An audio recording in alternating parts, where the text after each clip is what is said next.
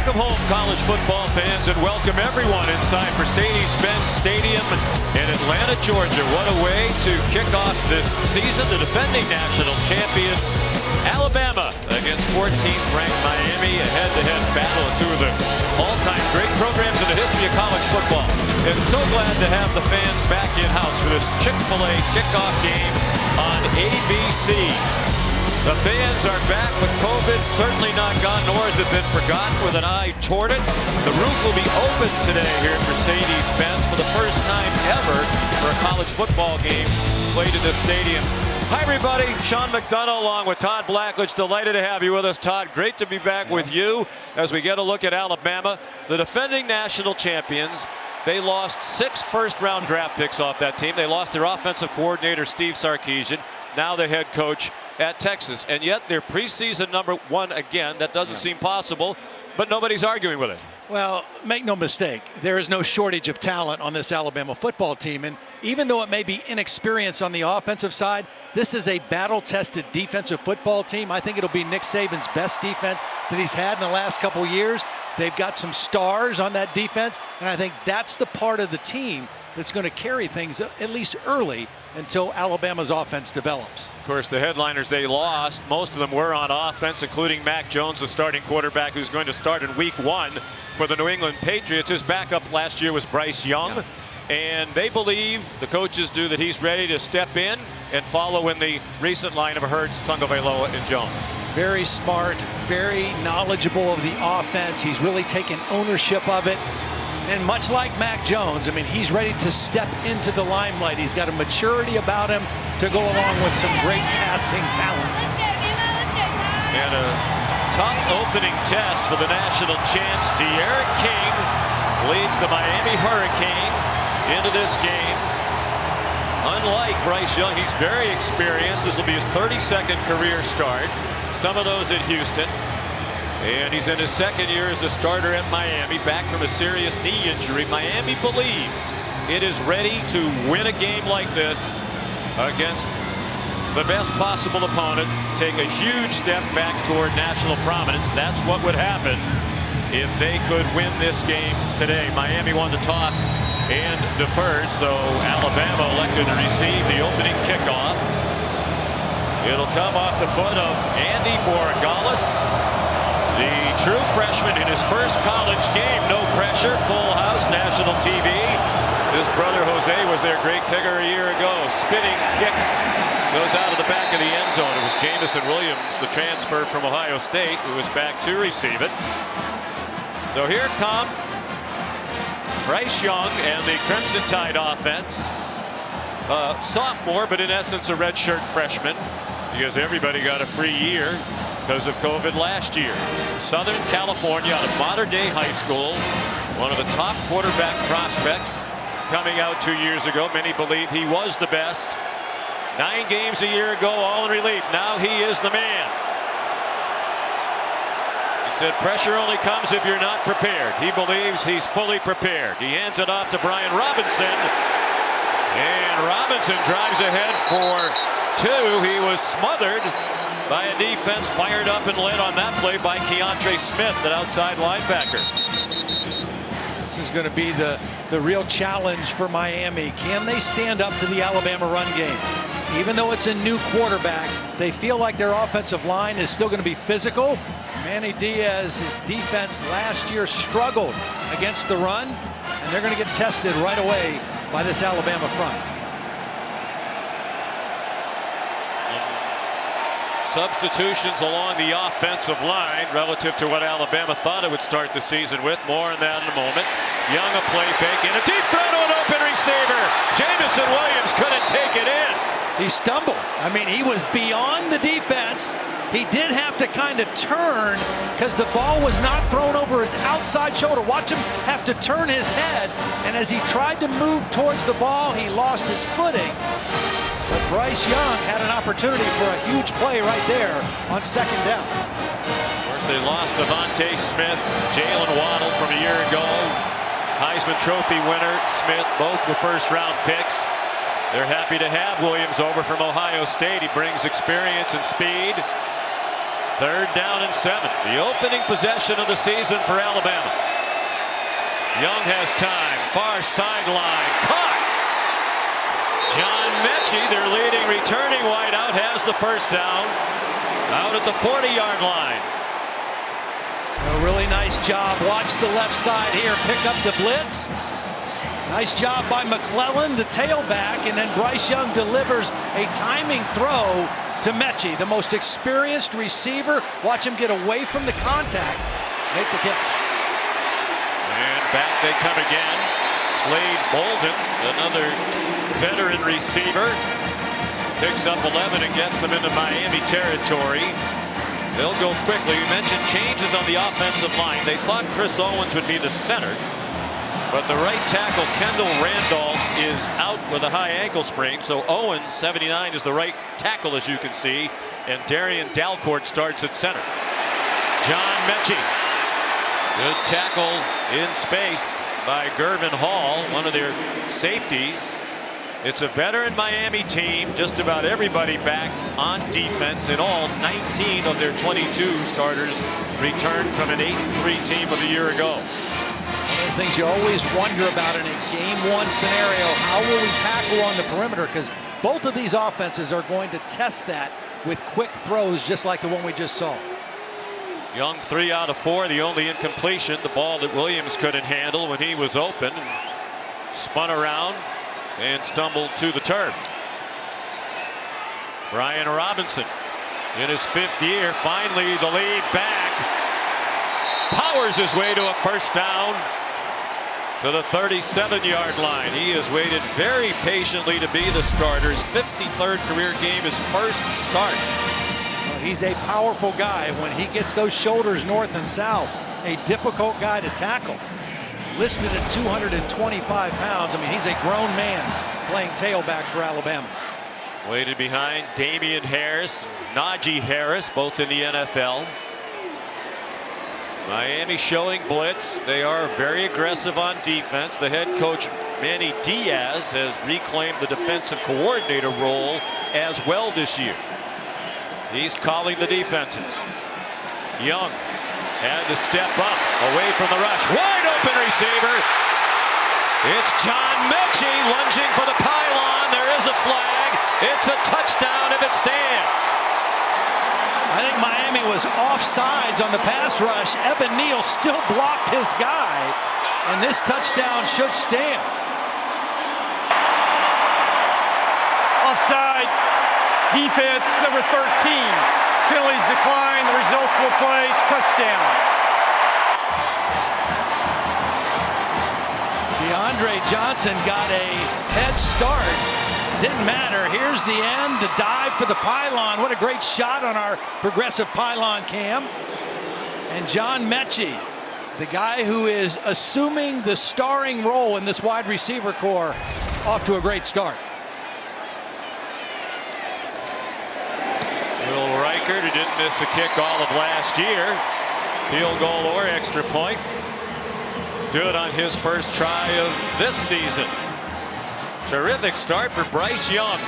4 out of 5 on the drive for 67 yards and the touchdown pass to Mechie. And we welcome our ABC audience inside Mercedes-Benz Stadium in Atlanta. Sean McDonough, Todd Blackledge, with Molly McGrath and Todd McShay down on the field. Miami player number 3. Alabama took the opening kickoff, and Bryce Young, in his 1st career start, marched them right down the field. Well, it was a brilliant drive by Bryce Young. One thing we saw all possession was him adjusting protections. Evan Neal blocks the rush.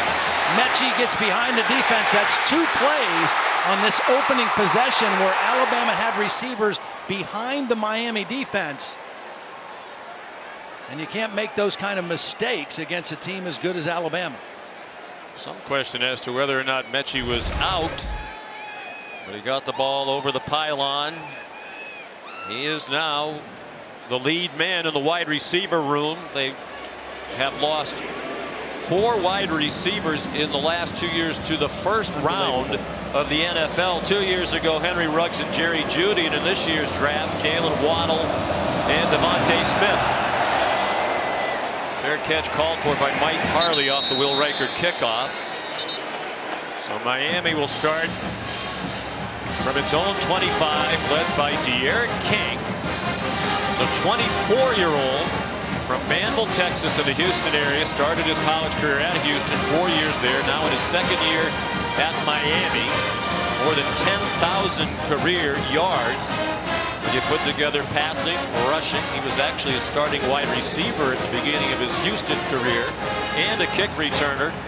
And back off major knee surgery 8 months ago today. Injured in their bowl loss in the Cheez-It Bowl against Oklahoma State. His right knee, remarkable quick return to action. He's never worn a brace, and he says he never will. Dual threat quarterback like Young, and he's on target for about 7, maybe even 8, to the newcomer from Oklahoma, Charleston Rambo. Rambo, a nice addition to this offense. That's Rhett Lashley, his second year in this system. The first time De'Aaron King in his career has ever had the same offensive coordinator, same system, 2 years in a row. And he's on target to Will Mallory, and the tight end has the first down. He steps into the lead role at tight end for Brevin Jordan now in the NFL. Here are the impact players. Brought to you by Chick-fil-A, and Manny Diaz says Charleston Rambo gives them something they haven't had in recent years, a deep threat who can win one-on-one matchups. That's Cameron Harris ahead for about 5. And Todd Henry To'o, a great story for Alabama, transferred from Tennessee, arrived in June. He's already a leader of that defense. Well, the defense he played in at Tennessee, Jeremy Pruitt was the coach. It was the exact same defense they run here at Alabama. Pruitt was an assistant here under Nick Saban. So he was able, with that knowledge, to come in and be a leader right away. False start. Offense, number 60, 5-yard penalty, second down. That's Zion Nelson, the left tackle. Rhett Lashley says he's their most talented offensive lineman. They have an experienced offensive line. That might be the old joke, though. The good news is we have every starter back, and the bad news is we have every starter back. It has been a line that has struggled in recent years. But among the group of about 159 combined starts, only Minnesota has more. Cam Harris back to the 42-yard line. The real challenge for this Miami offensive line will be the 2 outside rushers, Will Anderson, 31, and Chris Harris, number 4. There's Cameron Harris in trouble and stacked up on 3rd down and 7. They tried to sneak in a delayed run, and Will Anderson, Phil Mathis, among those having nothing of it. There was no fooling the Alabama defense. Everybody held their ground, held their technique. Christian Harris, number 8, the linebacker, forced it back inside. And there was Will Anderson there to help. So here's a weapon. Lou Headley, the 28-year-old from Australia. Slade Bolden back for the punt. He's standing in the sunshine. Just a small part of the field. At that end, as you can see, is in the sun. The rest of it in the shade. Wonder if that caused Jamison Williams a problem on the first possession picking up the ball. Miami led the country in net punting last year, thanks largely to Headley. His line drive punt was fielded by Bolden, who returned it for 5 yards before Corey Couch tackled him. 38-yard punt. Alabama scores on its opening possession. That's a great omen historically for the Tide.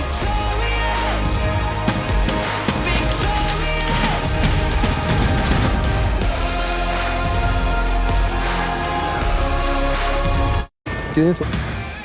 John Mechie, the touchdown on the opening possession for Alabama. And before they can snap it on their second possession, a false start. Flag. Offense, number 1, 5-yard penalty, first down. Jamison Williams off to a bit of a shaky start in his Tide debut.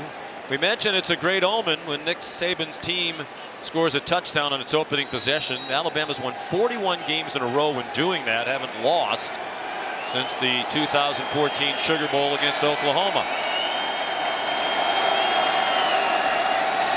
Bryce Young 4 on the 5 on the opening drive. Brian Robinson is the running back.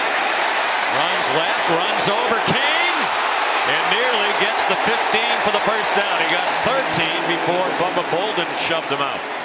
It shows a little burst too, because he's going to break this to the outside, and he's able to get to the corner. He breaks one tackle, and then you see him just run through a couple arm tackles.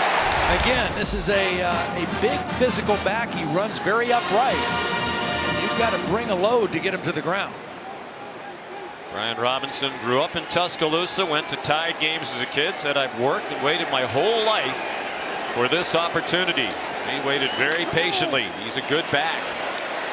He has the first down. As a matter of fact, when we spoke with Bill O'Brien yesterday, the new offensive coordinator, he said he thinks the running back group of about 4 is very deep and talented. And what a nice start for Bill O'Brien in the spotlight. And a little different. Steve Sarkisian, the man who took his place. Steve Sarkisian was calling plays as a coordinator on the field. Bill O'Brien up in the booth. Just came from the NFL, so even the whole signaling system different than what he's been used to the last several years of just speaking into a headset to his quarterback. 1st and 10, 8.5 to go. First quarter, 7-0 Bama. Miami brought pressure. They flush Young, who throws on the run and has a first down. Jamison Williams the catch. And the elusiveness of Bryce Young on display on that play. I mean, Miami over the last couple of years has always been able to rush the passer from the edge, but you see the elusiveness, the quick feet of Bryce Young. He told us when we talked to him, he says, look, I am mobile, I do have good feet, but I want to stay in the pocket and be a passer for as long as I possibly can. But he knew that time when to get out and make a play outside. Jace McClellan steps in for Robinson at running back. He brings some speed. He got 3 to the 45 of Miami. You mentioned the running backs. Bill O'Brien told us that they've got 4 guys they feel very confident with. Of course, Brian Robinson, the starter, McClellan, the next guy in. And even though they lost 3 starters off that offensive line, they still think this is a really good group. Evan Neal, the left tackle, is going to be a first-round pick himself very soon. Play fake. Young dumps it out in the flat to McClellan, who got blasted by Tyreek Stevenson, a transfer from Georgia, Miami native, who came home to play for the Canes. And Manny Diaz told us that's a lot of what he brings, physicality.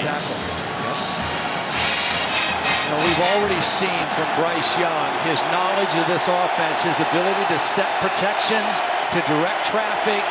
He's got a real maturity about him for a young player.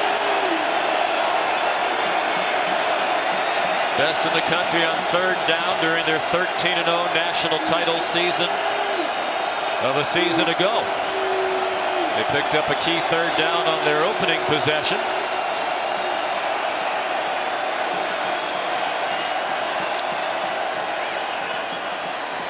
Young, all kinds of time, shovels it to McClellan, work to do, and he did it. Got the first down with 2 to spare. Tackled by Takori Couch and Gilbert Frierson. Well, first of all, it's only a 3-man rush, so he just moves to his right to see if he can open. 3-man rush means 8 guys dropping. There's not much room to throw the football, but he doesn't panic. Keeps his calm, flips it out to McClellan, kind of like a delayed option play almost. Like he's playing in the schoolyards of his native Southern California. Watch him go for a shot right here, though. On 1st and 10 from the 36. High snap. He took it down. Gave it to Robinson. Brian Robinson inside the 20. Ball might have come loose at the end, but he was ruled down at the 17-yard line. And already, for Canes fans, shades of a year ago, not doing a very good job tackling or stopping the run. Oh, and a really nice job by Cameron Latu, leading that play, the tight end number 81 in there. And again, I mean, this is a hard back to tackle in Miami with their hands full right now. Being dominated in the first 9 minutes plus. Already 7-0 Bama, and they're on the move again. Robinson taken down for a loss by Takori Couch. The play forced by Bubba Bolden. Bolden, one of those who elected to return for another year. D'Eriq King announced he was coming back for another season before they even played the bowl game in which he got hurt. And as soon as he said, I'm coming back, Bolden and several others said, I'm not going to the NFL. Bolden said, I'm coming back to win a national championship. And that starts Saturday, meaning today. Blitz up the middle. Harris dodged it again. Bubba Bolden whiffed.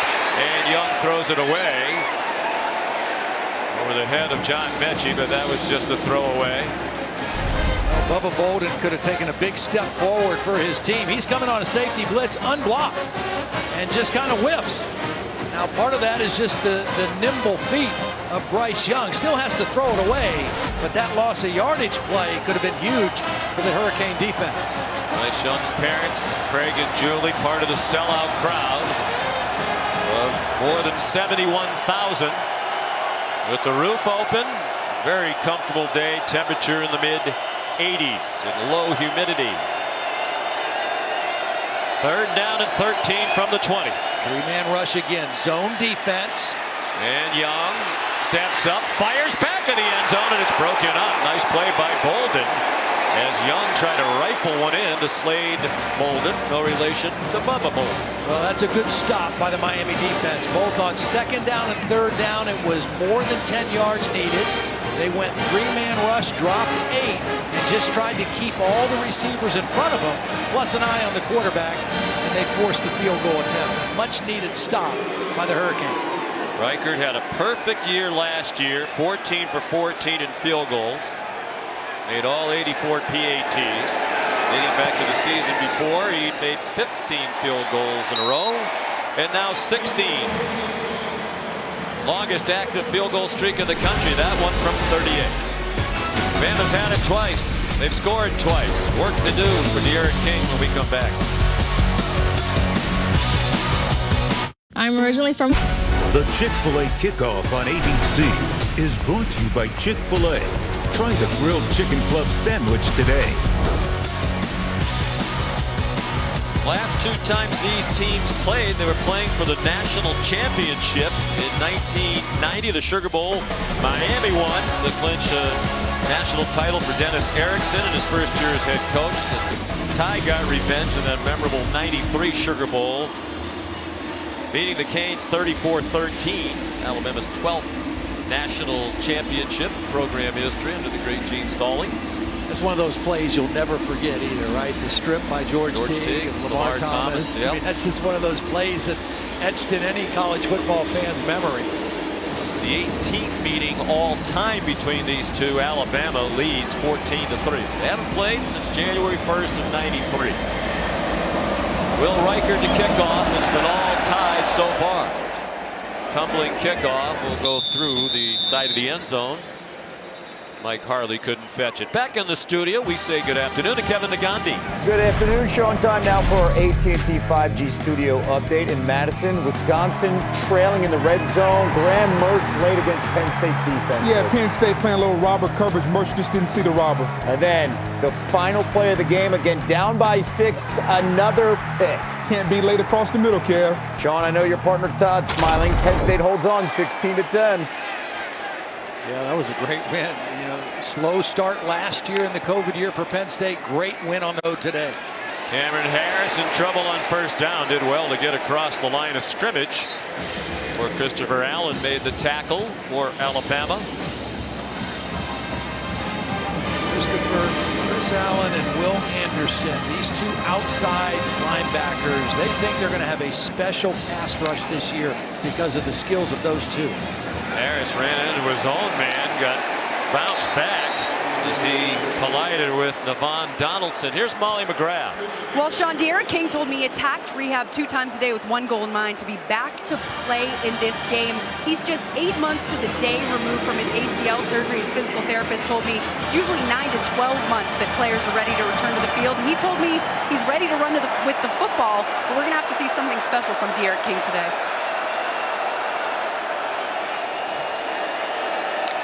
5 wide receivers.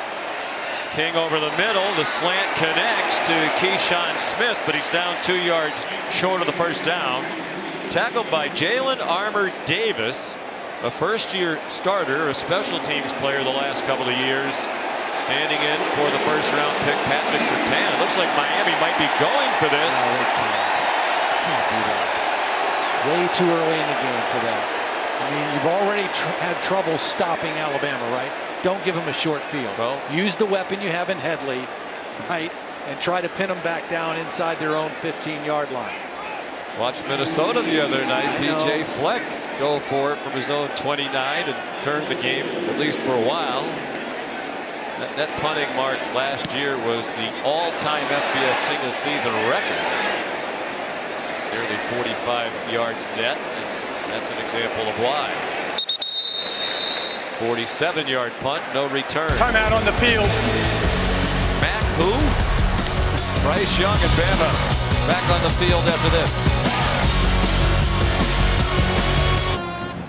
Well, early in Nick Saban's championship run, it was more defense, but not so much the last few years. These last 3 quarterbacks that have played for Alabama, not only great success, national championships, but also will all 3 be day 1 starters in the NFL next week when that season kicks off. That's pretty amazing.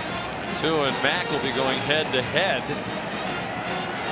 as New England and Miami open against each other. Mac Jones wins the starting quarterback job for New England on opening day, beating out Cam Newton, who was released by New England this week. Third possession for Bama. They've had a touchdown and a field goal. It's Brian Robinson stacked up after a 3-yard pickup. Well, if those are big shoes to fill, and they certainly are, Bryce Young didn't seem the least bit affected by it. Yeah, I loved his demeanor. I mean, he was a really interesting guy to talk to. He was very thoughtful, kind of soft-spoken. Reminded me personality-wise a little of Tua, but just like the 3 guys ahead of him and before him, just student of the game, has really embraced the work ethic and the ownership of the offense.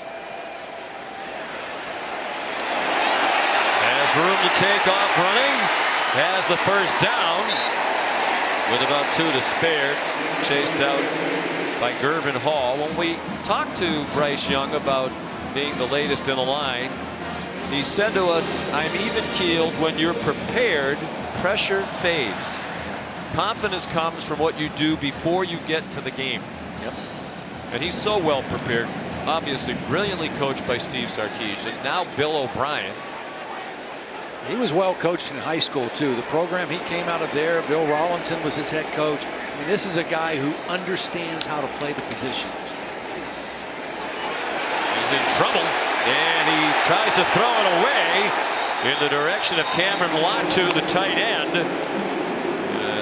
I think they're going to call that an incomplete pass. They do. Lucky for There is no Young. foul for grounding. Eligible receiver number 81 was in the vicinity. Well, the reason that Latu was in the vicinity is because he missed the block. I mean, he was responsible for DeAndre Johnson, and he missed the block coming across the formation, but was able to be there for the throwaway and prevent the loss of yardage play.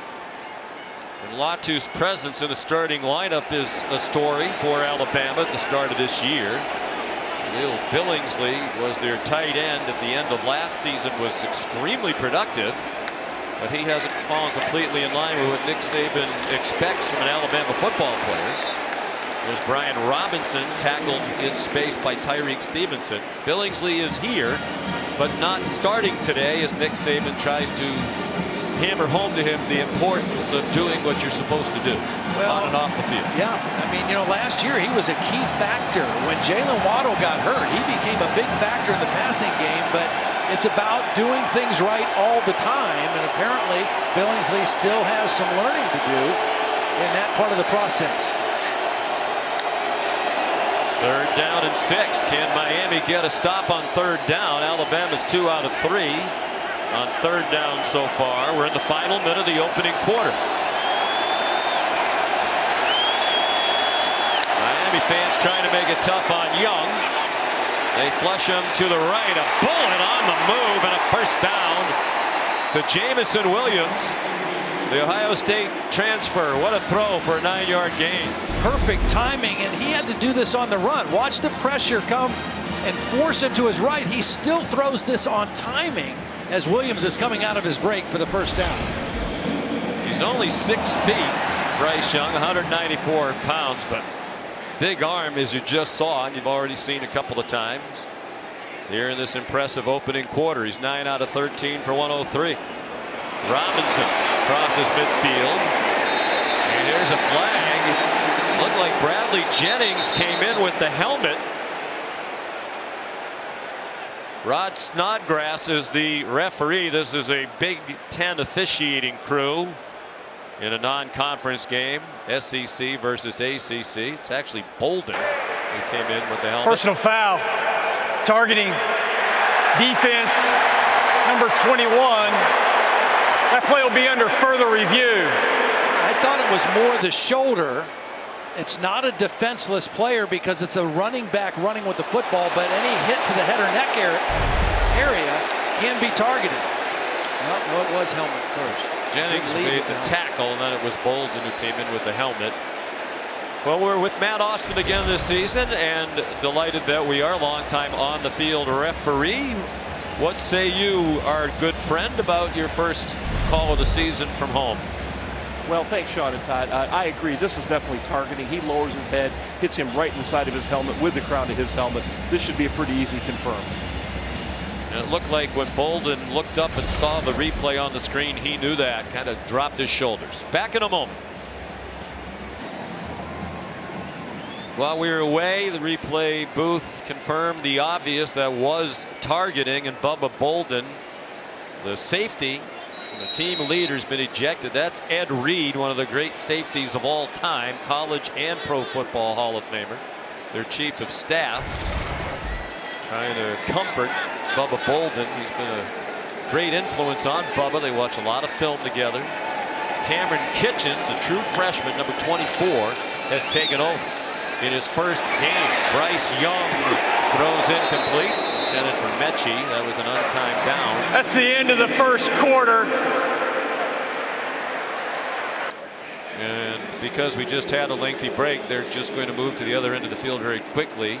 Ordinarily there would be a TV timeout here, but there won't be, and that gives us a chance to chat with our pal Todd McShay. Todd, just 3 starters back on the offense for Alabama, 2 of them offensive linemen, Emil Ekiyor and Evan Neal, and you've been really impressed by Evan Neal. Yeah, everyone loves talking offensive linemen, right? The sexy position, but Evan Neal, if you watch him in the box jump that he does, I would have probably broken my whole body. I have no idea how he does it. At 350 pounds, he's able to make that jump and spread his legs and then hold his body control. And that's why he's going to be a top 5, top 7 pick in the upcoming NFL draft. He's special. And when I talked to the opposing offensive players for Alabama, they said that there was no question who the best offensive lineman was on Alabama, and it was Neal.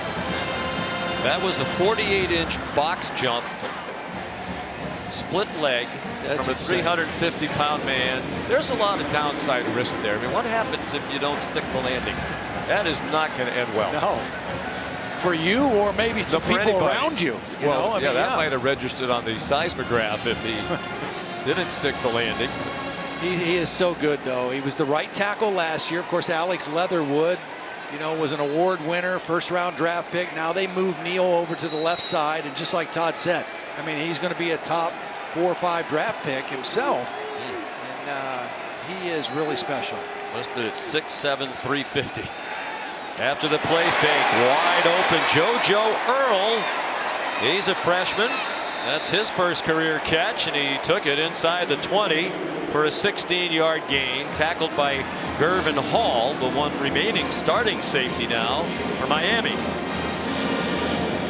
Manny Diaz told us we have excellent starting safeties. Hall and Bolden, they're veterans, but true freshmen behind them. And it wasn't going all that well, even with the veteran Bolden out there. Right now, Manny Diaz doesn't have any answers for Alabama's offense. Jamison Williams. Gets 9 more. Tyreek Stevenson made the tackle. Bill O'Brien said yesterday about Williams, Ohio State must be loaded at wide receiver if that guy couldn't really get regularly into action for the Buckeyes. Well, they are. He was right about that. But this guy has been a welcome addition to Alabama's receiver room. Play fake by Young. Wide open, and it's a touchdown. Alabama picking right up where it left off last year when they hammered Ohio State for the national championship. Cameron Latu, the touchdown. What a nice drive. I mean, again, Manny Diaz doesn't have any answers. They can't stop the run. If they rush 3 and drop 8, they're not making the quarterback panic. He just buys time. He dumps it off if he has to. And when they do try to come after him, he hurts the man coverage with the right decision and an accurate throw. That is the first career catch for Latu. Redshirt junior from Salt Lake City, former linebacker. Bryce Young, 12 out of 17 for 137 and 2 touchdowns. Well, watch the move by Latu on linebacker Keontre Smith. Here's Latu right here. Here's the coverage. A little out and in, and watch him just leave the linebacker right outside, and a wide open target for Bryce Young. And if Nick Saban's trying to have a teaching moment for Jaleel Billingsley, I'm sure he's pleased about that development too. We have somebody else who can play and play well if you don't want to fall in line.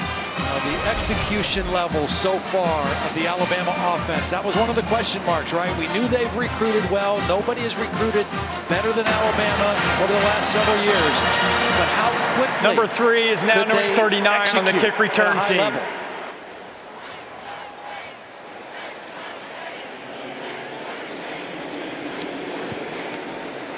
Total yardage 200 for Alabama, 30 for Miami. They've run 27 plays to 8 for the Canes. Mike Harley back deep for the kickoff. Now just the small sliver of field that is still in the sunlight. And they'll start from the 25 again. A touchback by Will Riker. What a week 1 this is of college football. There was some action last week, of course, but that was week 0, as it's come to be known.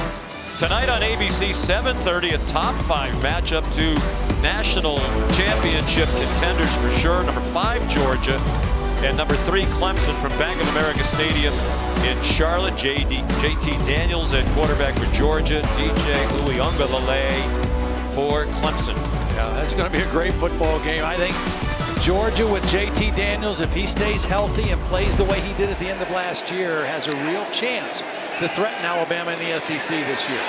D'Eriq King takes off running and has the first down. Second of the game for Miami. He picked up 11. That's what he gives you. I don't know that we'll see a lot of design quarterback runs out of D'Eriq King today, but those kind of plays, when things break down and he has to extend a play, Brett Lashley wants his quarterback to do that. Look out! He got hit by Chris Allen, and the ball popped out, and Phil Mathis has it for the tie. We talked about Will Anderson and Chris Allen. Here's Allen working on the right field, the fumble recovered by the defense. He just blows right by him. You cannot block those two guys one-on-one for a long period of time. They're both collapsing the pocket. Both Allen and Anderson had a beat on the quarterback, and that one resulted in a turnover. In 2015 and 2016, this Alabama defense had 50-plus sacks in both years, and they feel like they have that caliber of pass rushers on the edge for this season. Chris Allen limped off and needed to be helped into the medical tent. Great field position for Alabama. The Miami 33. Young to Slade Bolden for 4. D'Eriq King also limping on the sideline. It was his right knee, which he tore the meniscus and ACL in the Cheez-It Bowl against Oklahoma State in late December. Had surgery 8 months ago today. Remarkable pace of the rehab to be ready to go. They said he's 100% and he wasn't going to think about it at all. If the play called for him to run, or the situation called for him to run, he would run. He had nowhere to run that time. Flip Clemente, and he got flipped to the ground. No gain. Nice play by Corey Flagg. Let's take a look at the hit on De'Aaron King at the end of the play. Both guys involved in that play ended up in the injury tent. See De'Aaron limping off. Hope he's okay for sure. Chris Allen has had a history of knee injuries as well. He missed all of 2018 with a preseason knee injury. Got a look at Tyler Van Dyke, who would be the backup quarterback for Miami if needed. 3rd down and 6. Been 3 for 4 on 3rd down so far in the ball game. They blitz to the Canes, and the tackle is made by Keontre Smith. He drops Brian Robinson for a loss. Now let's see what Nick Saban will do now on 4th and about 10. King looks okay. Looks frustrated, you know, and rightfully so. They just have not been able to put anything together yet against this Alabama defense. And we talked about this defense potentially being the best Nick has had in the last several years. Will Reichert's made 16 in a row, but this one's from 51. His career long is 52. He got plenty of it, and the streak is still alive. Will Reichert bombs one from 51. That looked like your draw off the tee right there. That was beautiful. Nice little baby draw.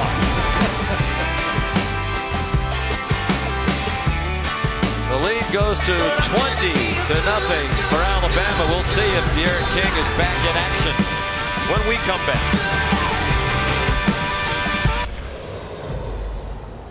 This season, Allstate will celebrate every field goal and extra point made by participating universities by making a donation to that university's General Scholarship Fund. Thank you once again, Allstate. Mike Harley hoping for a chance to return a kickoff. Alabama dominating, leading 20-0. Will Reichert will have another touchback. Here's Kevin Nagandi. Sean, let's update you. College Park, Maryland hosting West Virginia.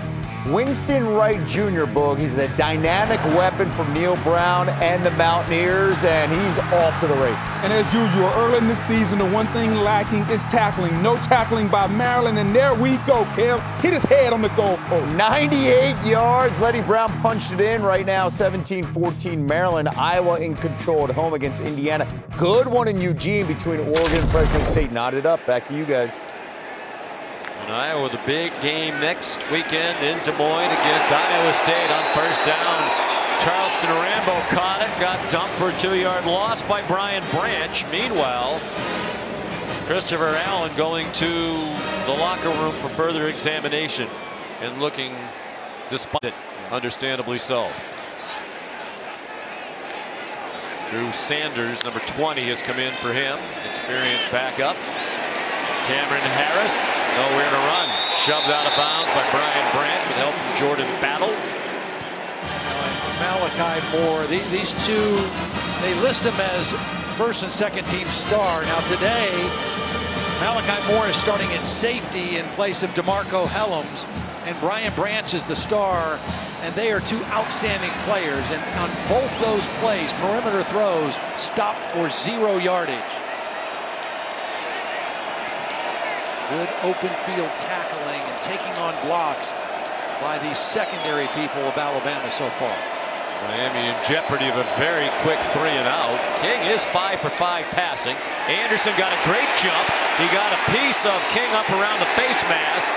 De'Aaron managed to scramble for 5, but went down 5 short of the line to make, and it was Allen's stand-in, Drew Sanders, who ran him down. Boy, how quick off the ball is Will Anderson. Yeah, he's so quick, and you know, he feels like he's playing even faster now because he has more knowledge of the defense. Miami number 5 is now number 46. He gets around there, gets enough of D'Eriq King to take his eyes off of downfield and force him up into the pocket. Doesn't get the sack, but as Nick Saban likes to talk about, that is definitely affecting the quarterback. There's Lou Hedley to punt. Wow. Line drive bomb kicked on the run. Slade Bolden. Nice tackle by Corey Couch. 52-yard punt, a return of it. Timeout on the field. Alabama, second quarter. Jeremy. The Chick-fil-A kickoff on ABC is brought to you by DoorDash. Get more from your neighborhood. And Marathon, driven forward. Well, Bryce Young in his first start at Alabama off to a great start. 15 of 20, 127 yards, a couple touchdowns. The skill that I'm most impressed with is his ability to move in the pocket, to feel the pressure, but never take his eyes off of downfield. So he feels the rush, he moves when he has to, but his eyes are still downfield finding the open receivers, and that is a difficult skill to have, but he is doing it naturally. Then, when he has to make a quick read, he did that for his second touchdown. Boy, so poised, never in a hurry, doesn't have happy feet. Sets and fires here on target. Slade Bolden, first down. Bumped back by Tyreek Stevenson, but he had the first down with forward progress. Todd McShay. Yes, Sean, I watched Bryce before the game. He threw about 50, 60 throws in the pregame, and every single ball, didn't matter if it was 10 yards or 50 yards, was a little bit high. And I just walked on the field and I said, why? Why is the placement there? He's like, because it's so hard for defenders to get it. I was really impressed with his absolute accuracy. Chase McClellan, another missed tackle by Miami, and into Canes territory went McClellan. You know, the other thing, Todd, that I noticed in watching him today and then on the practice field in Tuscaloosa on Thursday is his ball is very soft. It's a very catchable pass. I mean, he's got zip on his arm. He can make any throw you want, but the ball always looks soft as it's moving towards receivers. It's catchable. Yeah. We asked Bill O'Brien, he's 6 feet tall. He said, yeah, but he doesn't get balls batted down. Finds the seams, has a pretty high release. McClellan again after a 15-yard gain gets 3 more. But see, you could say the same thing for Bryce Young as we said for Mac Jones, and we said for Jalen, as we said for Tua. The best friend of a quarterback is a good running game. And right now, Alabama is still able to run the football when and how they want. And that just sets everything up, whether it's play action pass, whether it's RPO game, takes a lot of pressure off the quarterback. Young on target, Mechie. Oh, high stepping. And out of bounds with another first down. Mechie wasn't involved in a lot of their off season. Had a couple of lower leg injuries. I'm not sure Nick Saban will like that. Watch the route, though. Watch just a little pause and then back inside working on a linebacker. That's a mismatch to begin with. The acceleration of Mechie. What a beautiful route. 18-yard gain, 5 catches already. He had 8 in their national title win against Ohio State in South Florida. Brian Robinson back in to the 25-yard line. Wayman Steed whiffed on tackle attempt. Robinson lost his helmet. Robinson will come off. And we're more than midway through the second quarter now. Lots of stars from yesteryear. In the case of Devontae Smith, yesteryear was not long ago.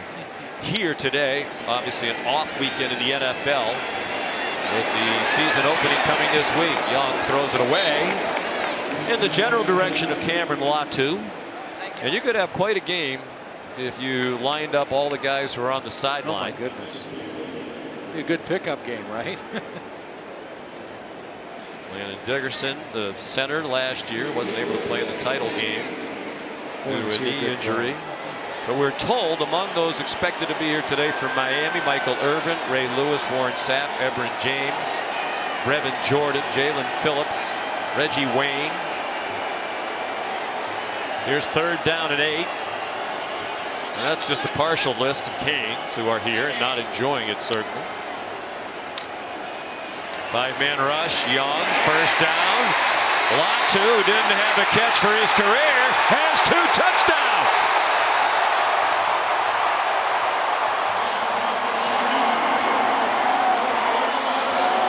"25 yards for Cameron Latu." Well, watch Bryce Young set the protection this way. Pressure is coming from here. He calls turn protection. He gets the back over there. He steps a little bit to the right until he sees Latu open in the middle and gets him the football. Awareness, understanding, recognition, and then getting the football where he needs to on time. And one thing's for sure, if Miami does want to return to national prominence, they need to tackle better. The tackling has been dreadful here in this first half, this first quarter and a half.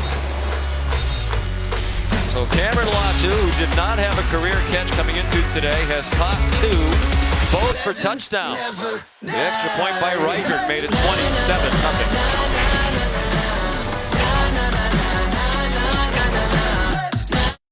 Cheese is here to honor fans as dedicated to college football as Cheez-It is to cheese. If that's you, use the hashtag #MVCheeseContest to show us why you're worthy.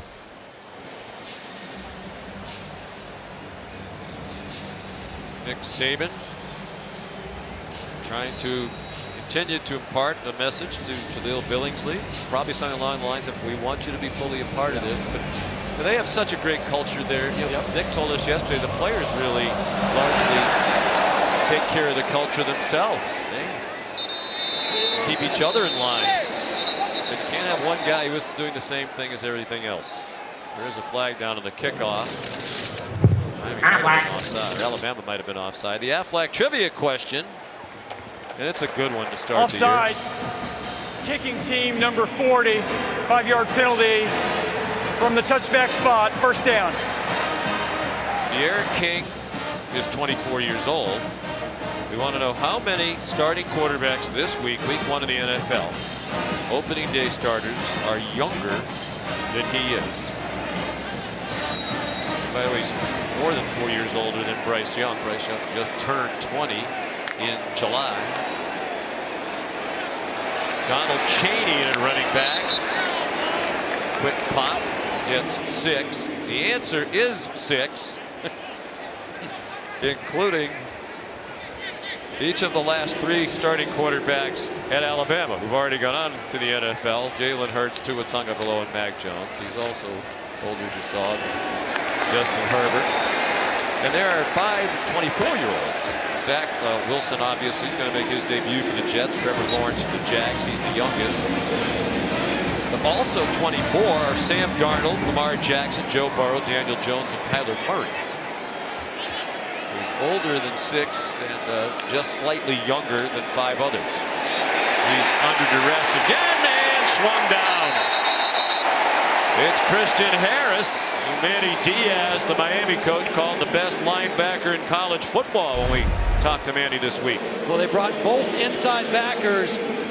Toa was first, and then Christian Harris second, and did a nice job of getting to the quarterback.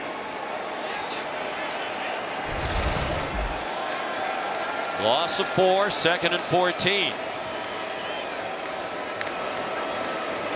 4 wide receivers. Yep, there he goes. Will Anderson.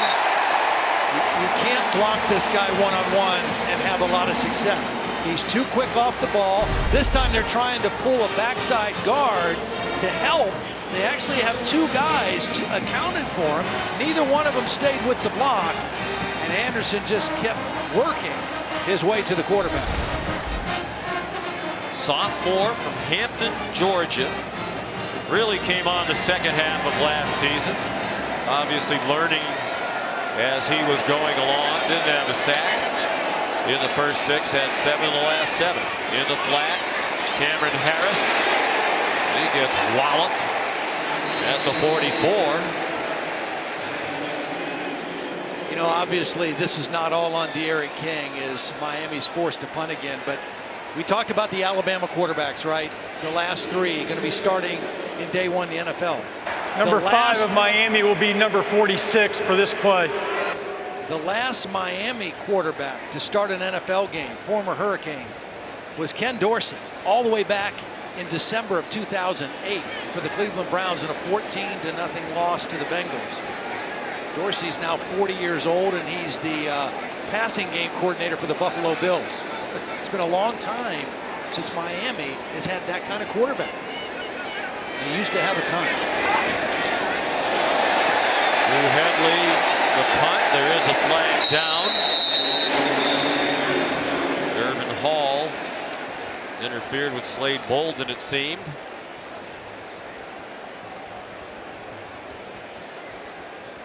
I'm not sure if he was blocked into Bolden by Jamison Williams, number 1, or not, but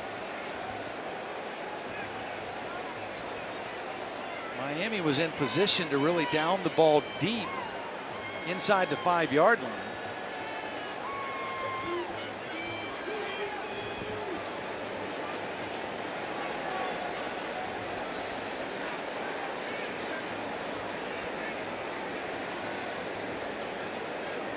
Big Ten officiating crew. Big day for the Big Ten, big weekend. A lot of conference matchups, a couple really good games. Personal foul, kick catch interference, kicking team number 26, 15-yard penalty from the spot of the foul. First down, timeout.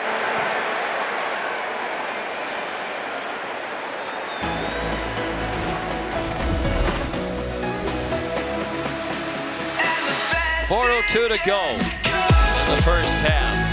You're watching the Chick-fil-A kickoff game on ABC.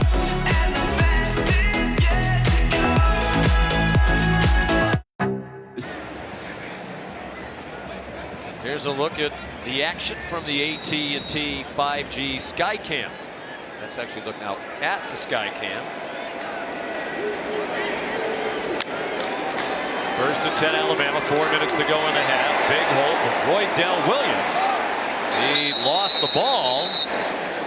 And I believe they're going to rule him down, and they do after an 8-yard gain.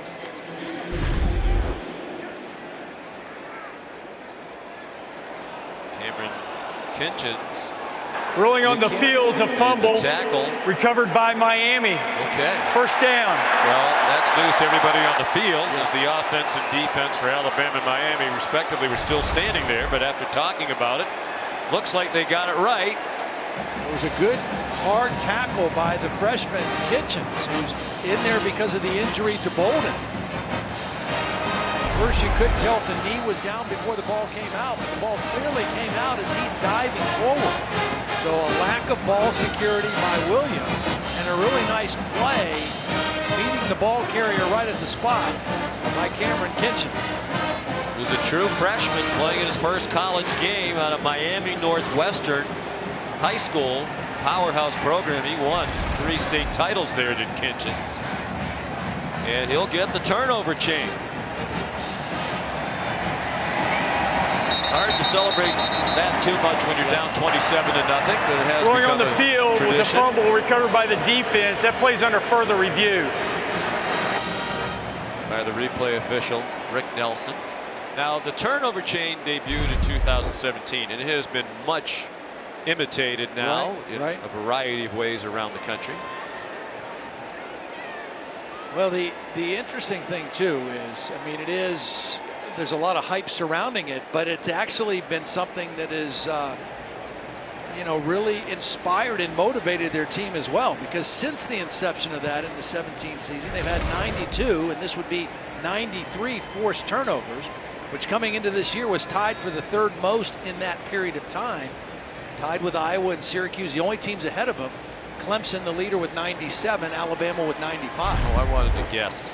Oh, we already did, Affleck. I guess they're looking at the replay to see who recovered the fumble. Matt Austin, let's bring you in. You look like you're ready to go. We can see you. The audience can't. That's a shame to waste the movie star good looks. But Yeah, how sure, are you, buddy? What do you think? Doing very well, thanks. Yeah, you're exactly right. They're looking at this recovery because the Miami player looked like he had it between his legs, and that's not allowed to have possession of the ball when it's between your knees. You have to have your hands or your arms controlling it. And you can see right there that the Alabama player got it and it was on his knees. So I think they're going to give this ball back to Alabama. Which would be a big relief to Roydell Williams after his animated message from Nick Saban. We should mention that it's an experimental replay situation here today. Big Ten officials on the field and in the replay booth. Rick Nelson is the replay official. Here's Ron Snodgrass. After review, there was a fumble, however, was recovered by Alabama. First down at the 35-yard line. Good work by Rick Nelson. Yeah, I got to give the chain back, right? You don't get to keep it. No. You got to go back to work. But the celebration still stands. Yeah. You can't undo that. Back into the safekeeping place it goes. But this game is part of an experiment. The Big Ten is the only one of the Power 5 conferences that does not use collaborative replay, where you have replay officials at the stadium but also somewhere else, back in a headquarters looking at monitors. So today, Gene Simcoe, the Big 12, is actually in Pittsburgh at DB Sports headquarters, and he is weighing in on the replays with Rick Nelson. Now the officials want to continue to talk about this. So we don't know if it was Gene Simcoe back in Pittsburgh who suggested to Rick Nelson perhaps you take a better look at this. Ultimately, the decision maker is the replay official who's here at Mercedes-Benz Stadium.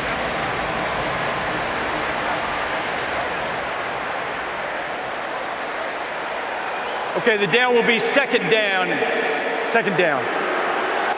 That's what they're trying to clarify. Second down, probably where to place the ball. Well, because it was not a change of possession, right? Because Miami was ruled to have never recovered the ball. Matt Austin at his lovely home, nodding his head in agreement with you, Todd. That's a tough break for Miami. I mean, in a game where they have had little to nothing go their way, a turnover there, getting a short field right before halftime could have been at least something to salvage this first half for the Hurricanes. Roydell Williams, the sophomore, breathes a sigh of relief. Bryce Young off quickly to Javon Baker. He gets taken out of bounds by Gervin Hall and Tyreek Stevenson. Here's Molly McGrath. Well, Roydell Williams might be breathing a sigh of relief, but his shoulder might be sore because Brian Robinson Jr. went up to him, punched him on the shoulder and said, "Come on, man, you can't do that. You have to be better than that." And B-Rob told me it's his job to hold these guys accountable. Everyone was trying to calm Williams down, saying it's okay, but not B-Rob. Roydell out of Hueytown, Alabama. Prolific high school career, rushed for just under 6,000 yards. Very highly recruited. Stayed at home in Alabama. Zach McLeod drives back Brian Robinson for a 2-yard loss. McLeod in his 6th year at Miami. A 5th-year senior year ago, got the extra year because of COVID. Everybody did. And he's made a transition from linebacker to defensive end. Yeah, and he's got a really good connection with Manny Diaz. When he came in as a linebacker, Manny Diaz was his position coach and defensive coordinator. He's been with him a long time, and he's really kind of thrived at that defensive end position. And that's been a position, a feature position on this Hurricane defense ever since Manny's been back in town. Bryce Young over the middle and dropped by Trayshawn Holden. Trayshawn Holden, another young player trying to earn his stripes and some reps, and he just, watch, all he's going to do is try to run before he secures the catch. He turns his eyes upfield, he's thinking about the run after the catch, and he just doesn't make a clean catch. That would have been his first career catch. He's a sophomore from Kissimmee, Florida. Alabama has recruited the state of Florida so well under Nick Saban, particularly wideouts. Got 3 young ones on the roster right now. Jerry Jeudy. Miami shows blitz, rushes 5, Young throws behind Cameron Latu. Here's tight coverage by Amari Carter. Tomorrow on ABC from Joe Campbell Stadium in Tallahassee, number 9 Notre Dame and Florida State. The Irish winners of 32 in a row against unranked opponents. That's the school record. And then back here at Mercedes-Benz Stadium Monday night to cap off this Labor Day weekend, 8 p.m. on ESPN. Louisville and Ole Miss, the first meeting ever in football between those two schools. And the Rebels will be without Coach Lane Kiffin, who tested positive for COVID. He is vaccinated.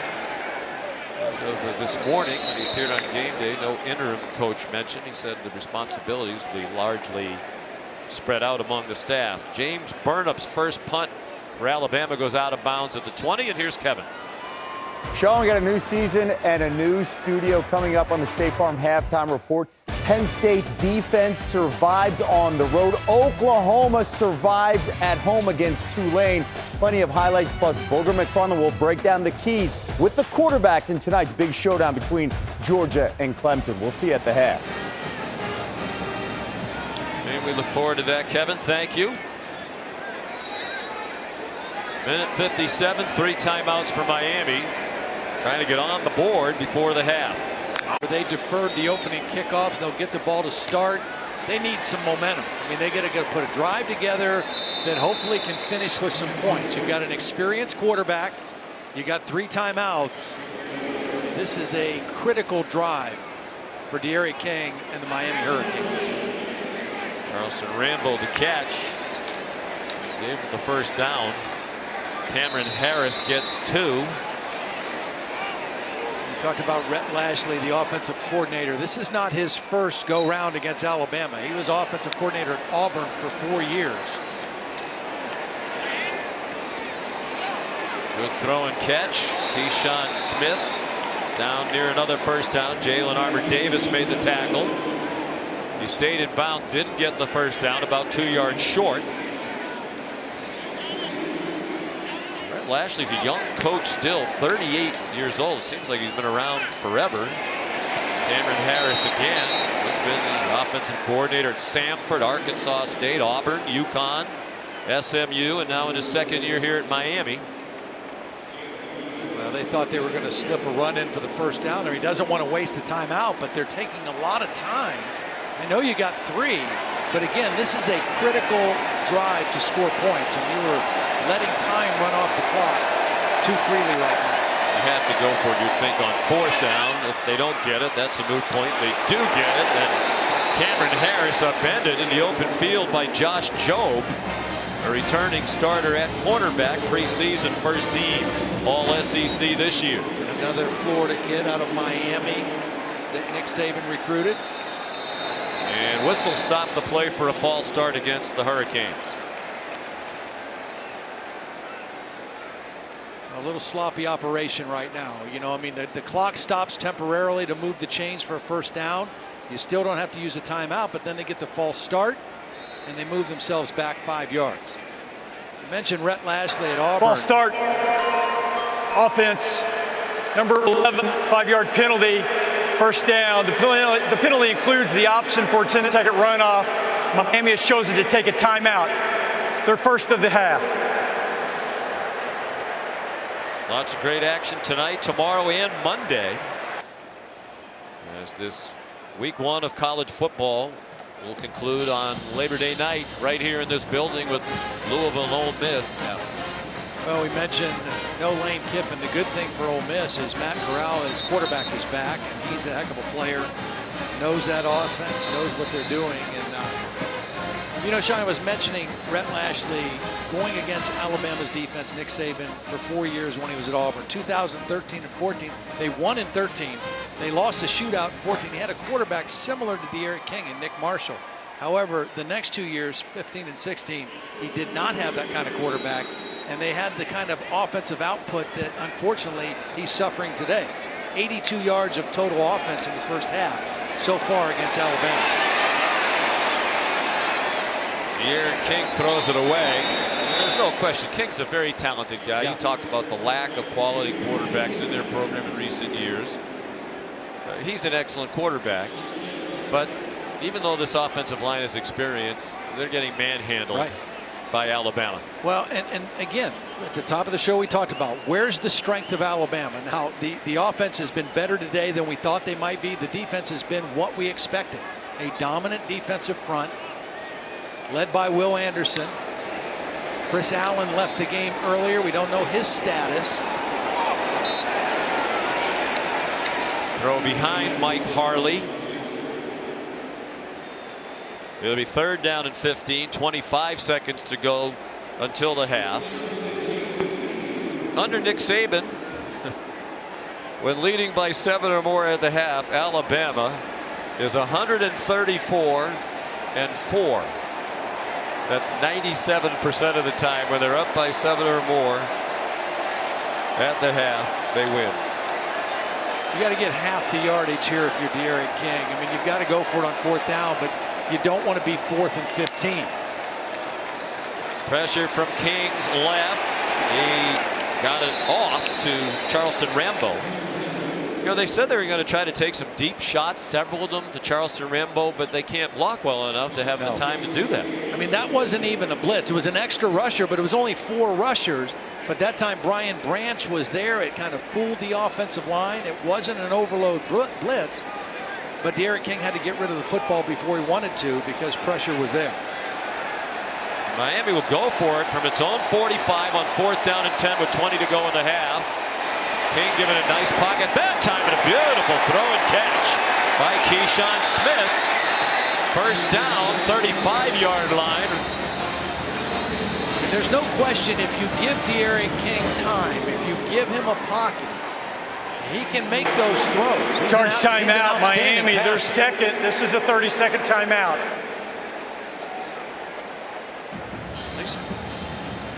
They'd like to have something positive to happen and get some points. Andy Borregales, true freshman, hoping he gets a chance to try his first field goal as a Miami Hurricane. He has a strong leg like his brother Jose, who was their kicker last year and won the Lou Groza Award as the best kicker in the country. He had an excellent training camp with the Tampa Bay Buccaneers. Jose was kicking for somebody in the NFL. Right now you wonder who can step up and make a play for Miami. Is it going to be Rambo? Is it going to be Mallory, who only has 1 catch? I mean, coming into the ballgame, we thought Will Mallory, who's right here, would be a matchup issue in favor of Miami. They've not been able to get him the football. He has 1 catch for 7 yards. King, plenty of time, lofts it up, going deep for Rambo, and a flag flies as he got tangled up with Daniel Wright. Well, their coaches told us they'd like to take several deep shots with Rambo. They finally launched 1 deep. It's the right matchup, too. You see, Daniel Wright is a backup safety who's in the game because they're in dime defense, 6 defensive backs. Pass interference, defense, number 3, 15-yard penalty, automatic 1st down. Right down to the ground. Yeah, I think Rambo's the only guy that made contact on that play, not Daniel Wright. It was a good matchup going Rambo against the safety. I think that's a poor call that went against Daniel Wright right there. The Bama fans agree with you, and there are more Alabama fans here. This is only about a 3-hour drive from the campus in Tuscaloosa. Now the big difference, though, if that's the NFL, that ball's inside the 5-yard line, a chance to go for a touchdown. Now, there's only 5 seconds. They're going to run another play. Maybe just try to get in the middle of the field for Borregales. Yes. Not enough time to really feel confident. Charge you can throw one toward the end zone. Miami, their 3rd and final timeout. For another play. Now you have to try to get points here. You get the ball to start the 3rd quarter. You're just looking for little tiny victories right now if you're Manny Diaz and the Miami Hurricanes. So here's Andy Borregales stepping in for his brother Jose. They're very close. And Molly McGrath talked to the Borregaleses during the week, and Jose texted Andy to remind them of their shared pre-kick routine. Get comfortable, find an aiming point. Left knee, lean shoulders back, ready to go. Checkpoint accomplished, kick good. The Boric ally have been kind to Manny Diaz. It's the end of the first half. 37-yard field goal. And a little consolation to take into the locker room for the Kings.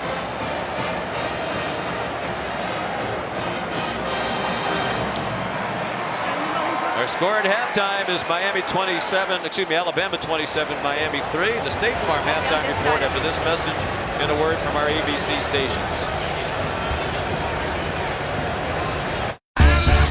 Welcome to the State Farm halftime report.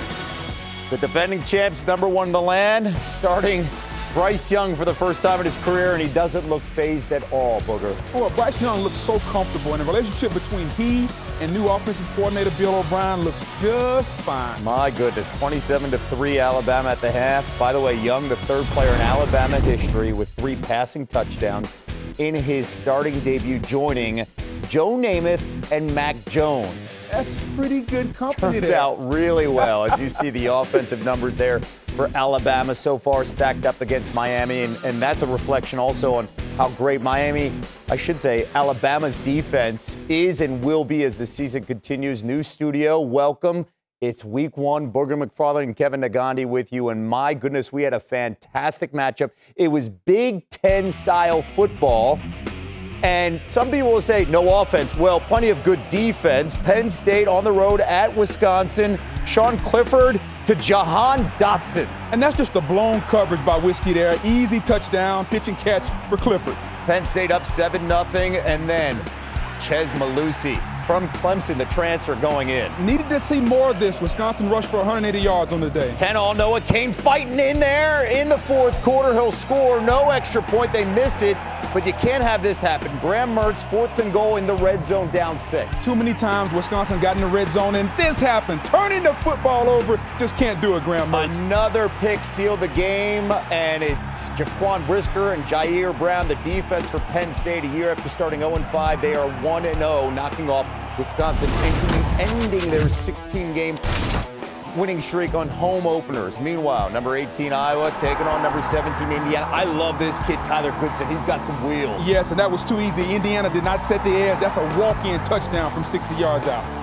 Iowa on the board first. Michael Penix is back, but this is not as planned for Tom Allen's squad.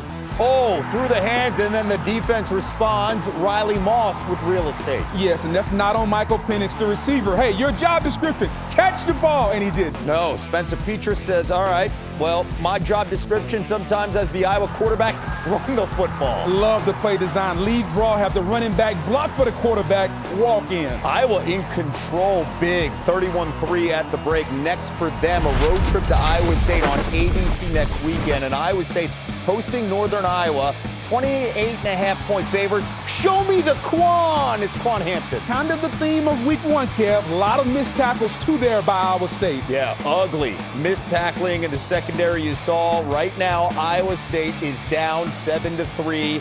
That game in the second quarter. Michigan, 2 wins last year in the Big House, hosting Western Michigan. It looks like we have a quarterback in Jim Harbaugh's offense, Cade McNamara. Oh, it's about time, and that's a good play. A little lead screen there. Somebody blocking for you on the outside. Michigan on the board first, 7-0, and then Western Michigan responds. Ladarius Jefferson would score, and then Cade McNamara to Ronnie Bell, bye-bye. Little slot fade, you stack the cornerback, and then you just win that one on recruiting day because I can go get it and you can't. Bad news, though, for Bell in Michigan. He left the game due to a leg injury, did not return. A.J. Henning, again, explosion. We haven't seen this from the Wolverines offense. Creativity, a little trickery, a little reverse there. Good to see the Wolverines putting up some points in the Big House. A.J. Henning, 74 yards, 47-14 the final. They rushed for 334 yards.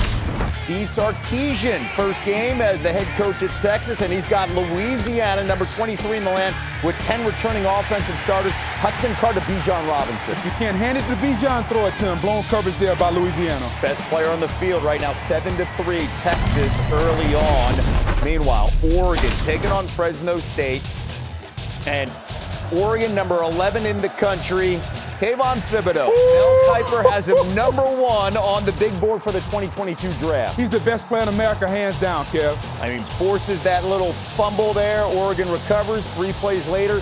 C.J. Verdell punches it in. Oregon on the board. This felt like we were going to see the Ducks offense move and feel good. And then this, bad news. Thibodeau gets rolled up by a teammate. It's an ankle, and he was seen with a walking boot. Yes, I would have put a boot on, too. With all the money I have in my future, I would have sat down, too. Not a good look there for him. You just hope he's okay long term.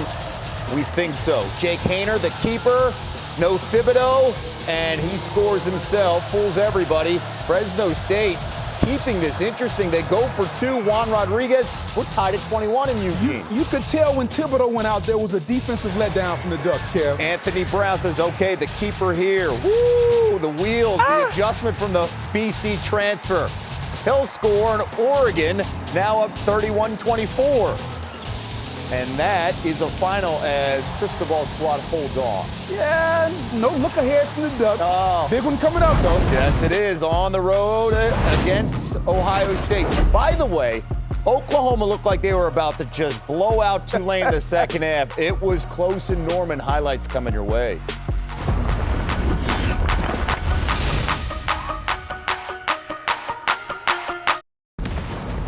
You're watching the State Farm Halftime Report. And Kevin back with you. Number 2, Oklahoma.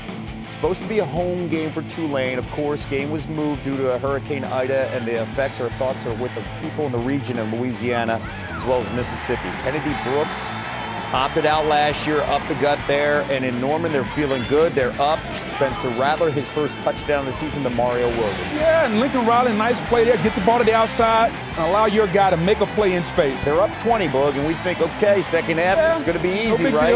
Alex Grinch's defense struggled a little bit. Michael Pratt to, I am William Wallace, and he finds freedom in the end zone. Tulane within 5. But here it is.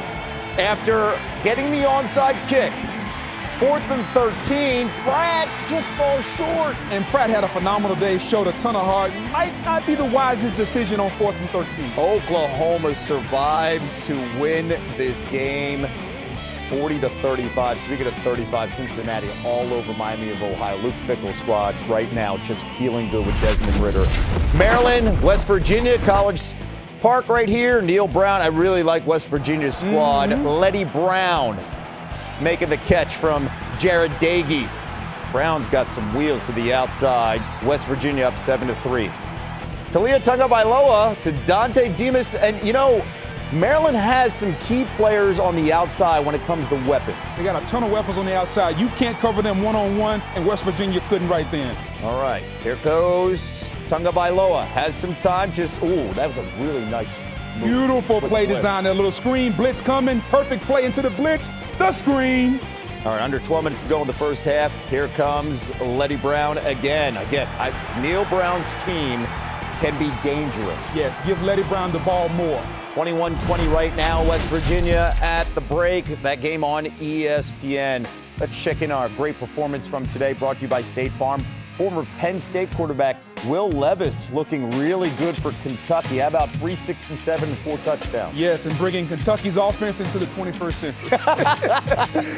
As Kentucky gets the win against UL.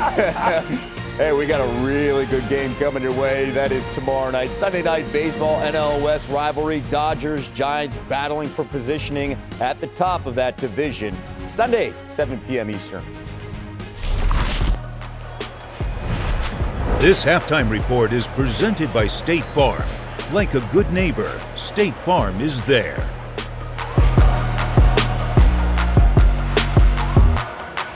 Don't settle for products that give you a sort of... This halftime report is presented by State Farm. Like a good neighbor, State Farm is there.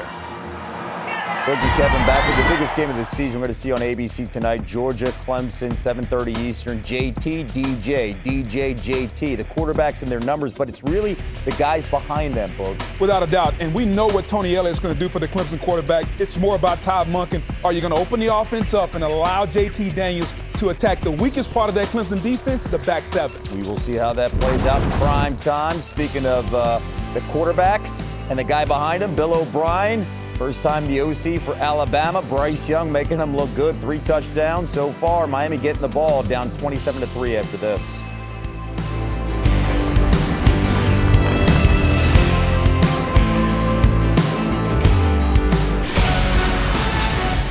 watching the Chick-fil-A kickoff game from Mercedes-Benz Stadium in downtown Atlanta, Georgia. The defending national champions, the Alabama Crimson Tide, preseason #1. Looking very much like the best team in the country, with Bryce Young making his first career start. Tremendous, Todd Blackledge. Yeah, he really was. He just showed so much poise and the ability to move in the pocket, keep his eyes downfield, find throwing lanes, never panicking, hitting the right guy, 70% completion, over 200 yards, 3 touchdowns. Not a bad first half for a guy making his first start as the Alabama quarterback. It's a history-making first start. And he threw 3 touchdown passes in the first half. The only other Alabama quarterbacks to throw 3 TD passes in their first career start, Joe Namath and Mac Jones.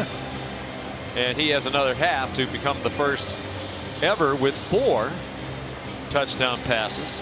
And our producer Josh Hoffman, always helpful, told us that if he gets 5, he would also be the first person to do that. That's something to look forward to, Josh. Always helpful. That UConn math education, I guess. Yes, right? proud graduate of UConn, although we're not going to mention that the Huskies went down to Holy Cross today. Have I not been saying for 3 years now, Bob Chesney, the coach at Holy Cross, is a star. The guy is a star.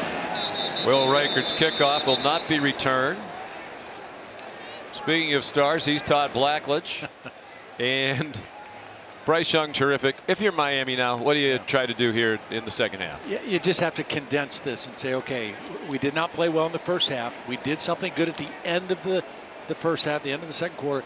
Now we just have to try to put some things together, build some building blocks, some positive pieces for the rest of our season. You know, because again, when we talk to Manny Diaz, they talk so much about, you know, are we ready to play our best game on this kind of a stage? We haven't done that yet. Well, no, they were not ready in the first half to play their best on this stage. But they still have 30 minutes to do something. Christian Harris, the tackle to dump Mike Harley for a loss. De'Aaron King is now 12 out of 13 passing, but for just 76 yards. He's had very little time against this relentless Alabama pass rush headlined by Will Anderson. 29 yards rushing, just puts everything on the quarterback. There's Mallory with just his second catch of the ball game.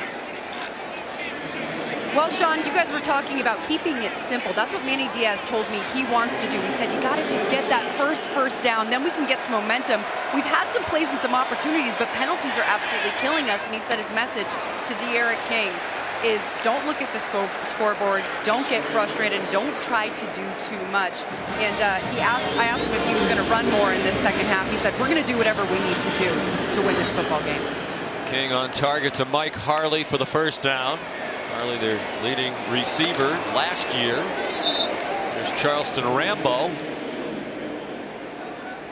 out near the 40-yard line. Will Anderson there.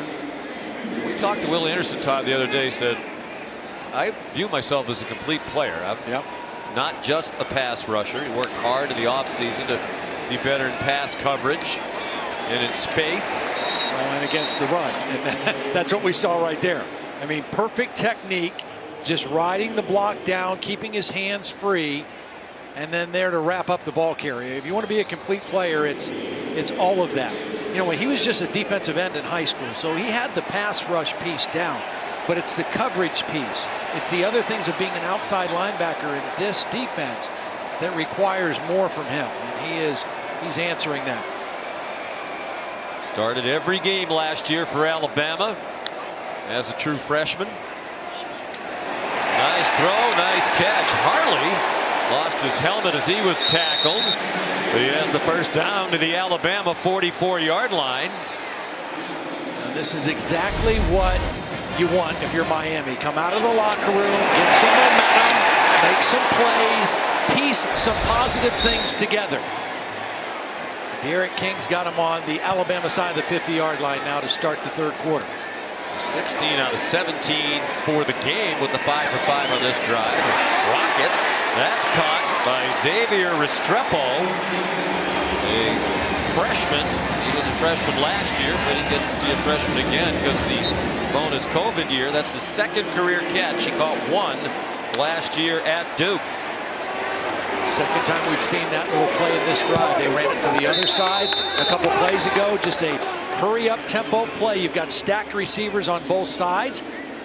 The top receiver's a blocker. The second guy's just a little quick screen. Michael Redding, the last catch. They like to play very fast, but they were never able to get a rhythm in the first half. They have one here to start the second half. Cameron Harris thrown down by Henry To'o. Chris Braswell in the game as well. Braswell backs up Will Anderson. We talked to Anderson the other day. He raved about Braswell. He said he is going to be an unbelievable pass rusher for Alabama. Sophomore from Baltimore. Well, he's in there now, and the only negative thing of Alabama in this game right now is the status of Chris Allen, who went out early in the ball game, has not returned. You wonder what his status is. Third down and 5. Cam Harris has the first down and much more inside the 10. Jordan Battle finally got him down. Let's get a quick update on Chris Allen from Molly. Yeah, Chris Allen is out for the game with a foot injury, guys. He is an outstanding player. You hope that's not a serious injury. Braswell is going to get a lot of reps today. First and goal. Cameron Harris danced down to the 6. Banged down by Daniel Wright. Daniel's the brother of Major Wright, who was a standout at Florida, played in the NFL with the Bears and Bucks. This is the part of the field where you think Will Mallory might factor into things for De'Aaron King. Here he is right here, number 85. Very talented tight end. De'Aaron King has a lot of confidence in him. Big target. They fake the run to Chaney. And King throws it away. Well defended by Alabama. They had the underneath, which was Mallory, and they had the deeper receiver in the end zone covered, and all De'Aaron King could do was throw that one away. You got to believe this is 4-down territory too. They went for the field goal at the end of the first half, but field goals don't do them any good at this point. So you got to believe Rhett Lashley's thinking 2 plays here to try to find a way into the end zone. Third and goal from the 6. Opening possession of the second half. Chaney down to the goal line. And they're marking him down short. Byron Young prevented the touchdown. They get over the ball very quickly. They are going to go for it on 4th down and goal from inside the 1. King to the goal line. And he did not get in. That's a tough play. It's a quarterback sneak, but you're sneaking from 5 yards off the football. You're not under the center trying to sneak underneath the blocks. You're catching this ball 5 yards away. And by the time he gets towards the goal line, Alabama had won the line of scrimmage there and kept King clearly out of the end zone.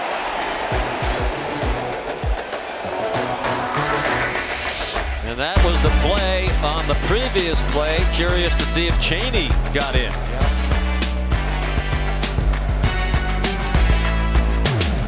Let's go back and take a look at the last sequence. This is the 3rd down play, and you'll see it's very clear Donald Chaney did not get in. Remember, his knees down with the ball at the 1-yard line.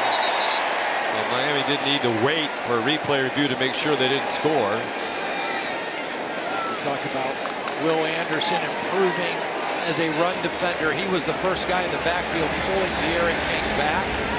Aggressive pylon cam gives us a great shot at that goal line. De'Aaron King does not get the ball to the goal line. Tremendous goal line stand by the Crimson Tide on a hurry-up play. He got lined up and still got the stop. Alabama offense on the field for the first time in the second half. Ryan Robinson out of the end zone. Gets them breathing room across the 5. Good leg tackle by Takori Couch. That was a really good tackle because Robinson had some space. If he doesn't get him on the ground, it's a first down easily for Alabama and breathing room for Bryce Young. As it is, that tackle brings up a 2nd down play. Couch emerged late last year as a freshman. And Diaz said at the end here, he was our best corner. Play fake to Robinson. Young in the end zone, in trouble, and throws it away. And will that be grounding in the end zone? The officials are talking about it. Quarterback was outside the pocket.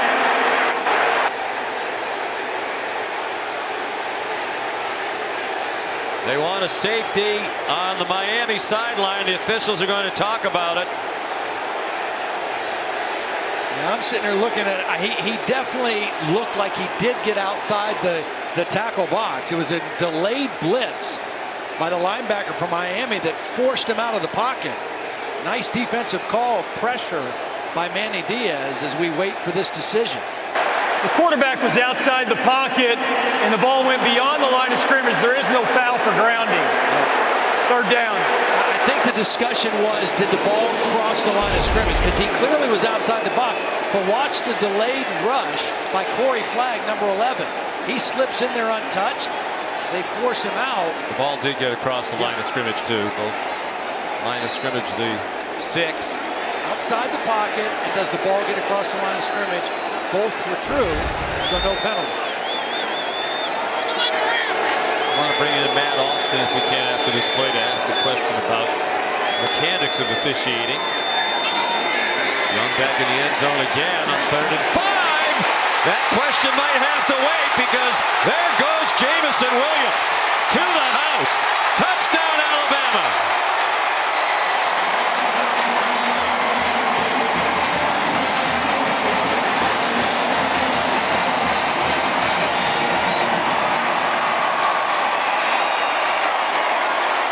Diaz screaming at the referee, Ron Snodgrass, but the replays seem to confirm that the officials got the play right on the previous play before this touchdown. Well, just great separation on DJ Ivy. Personal foul. Roughing the passer, defense number 12, the blow to the head. That 15-yard penalty will be enforced on the kickoff. You see the speed and the acceleration of Jamison Williams. Just got great separation out of a bunch formation, and the safety who could have been there to help was locked in on helping on John Mechie on the other side of the formation, and Williams ran free behind the defense. Showing that great speed the coaches talked about. 94-yard play, the extra point good. And what a rapid turn of events. The goal line stand by Bama when Miami looked like it had scored a touchdown, and then this quick strike. This is Williams. This is Mechie. This safety right here is going to get caught thinking the ball is going to go to Mechie. Watch him favor the short side of the field with Mechie instead of playing deep third, and the young quarterback made him pay for that mistake.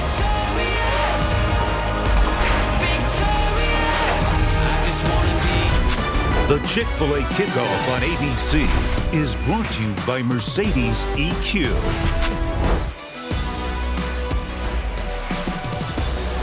Roof open here at Mercedes-Benz Stadium on a gorgeous day in the capital of Atlanta. Roof open with an eye toward COVID precautions. Fans in the seating area is not required to wear masks with the roof open. Just think about what just happened. Right? Miami gets the ball to start the third quarter. They have a great drive. They come up short on third down. They go for it on fourth. They get stuck. Now they've got them stopped, 3rd and 5, and they give up a long touchdown pass. What a turnaround in a short amount of time that stole any momentum Miami had and gave it right back to Alabama. Kickoff from the 50 because of the roughing the passer penalty on the 4th touchdown of the day thrown by Bryce Young. So he is the record setter all by himself now. The Alabama record for quarterback touchdown passes in a debut, 4 by Bryce Young. Not shattering. I guess it is sort of shattering the previous record set by Joe Namath and Mac Jones. A lot of football left, 9.5 to go, third quarter. On the run, King, and it's dropped by Xavier Restrepo. If you're going to get hit hard, you might as well catch it. Brian Branch was there for Alabama. The reason he was open is because De'Aaron King showed run. He was making that look like a quarterback sweep, which is a play that Miami runs with De'Aaron King. And then he loaded up to throw the football at the Official's last minute. timeout, injured defensive player. That's a ball that Restrepo needs to come down with. Looks like Brian Branch is cramping. It'll give us a chance to remind you what's coming up next. Probably one of the great first weekend, week one games in the history of college football. Number 5 Georgia, number 3 Clemson. From Charlotte. First meeting between those two since they split a home-and-home series back in 2013 and 2014. That's a neutral site. Athens about 194 miles away. Clemson 135 miles from Charlotte.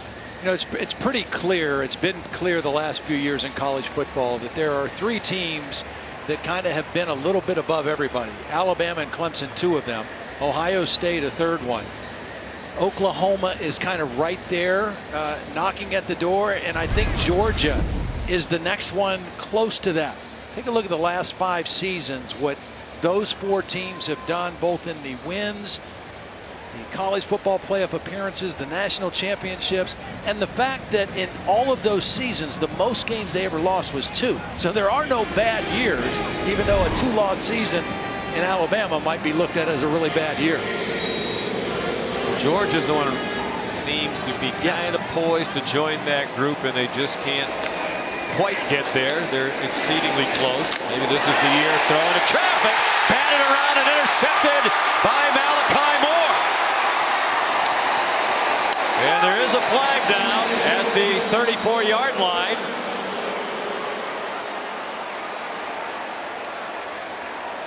Well, it was thrown into traffic. It was a big hit by To'o, and that might be a targeting call on To'o. The ball was out before Henry got there with the contact. Well, I also think Michael Redding was being held before the ball got there. Yep.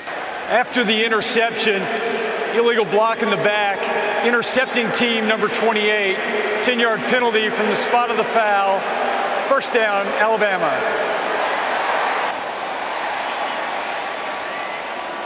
There's the Alabama version of the turnover, which some Alabama people reached out to me at the half and said that they believe that actually predates the turnover chain. I'm not really a historian about turnover-related gadgets and gizmos and memorabilia, whatever we want to call it. So my apologies. Wasn't meaning to offend any school that might be the originator of this sort of thing.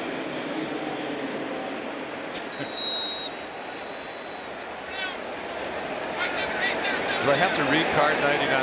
That was enough of an apology, was it, for anybody who might have been bothered?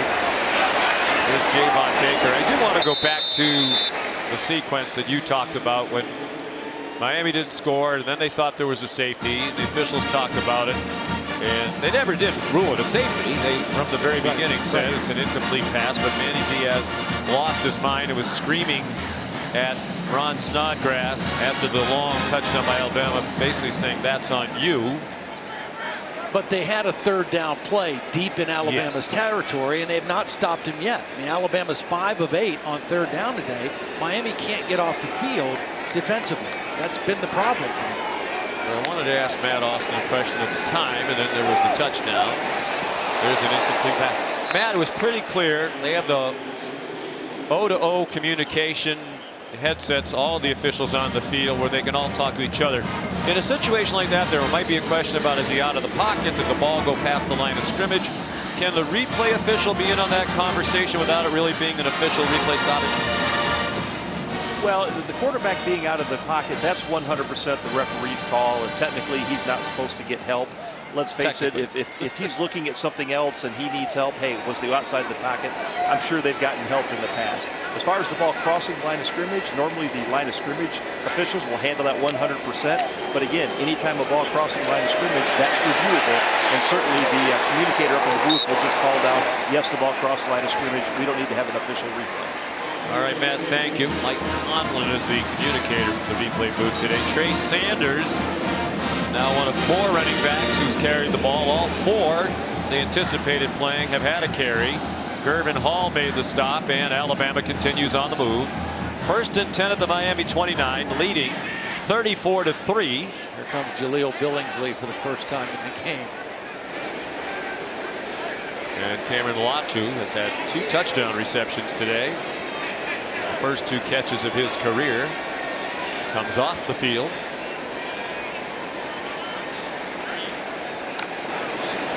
Bryce Young gives it to Sanders again. Big hole.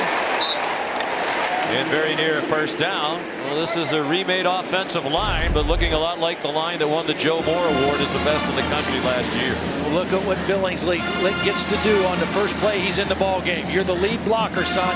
Get up in there, hit the linebacker, secure it for your running back. Did his job very nicely there. Certainly looks the part. 6'4", 230 tight end, junior from Chicago. Their first player from Illinois since the late 90s. Came up just short of the first down. Sanders again. Trey Sanders again. Touchdown again. 20 yards. And it's 40-3 with the extra point upcoming. Great combination block. Watch the right tackle, Chris Owens, and the tight end, who's really a tackle, Kendall Randolph, 85. They just kind of combo there, seal the edge. He's got an escort of a wide receiver if he needs him. Didn't need him. The tight end and the tackle on the right side just cleared the area, and Trey Sanders ran to open space.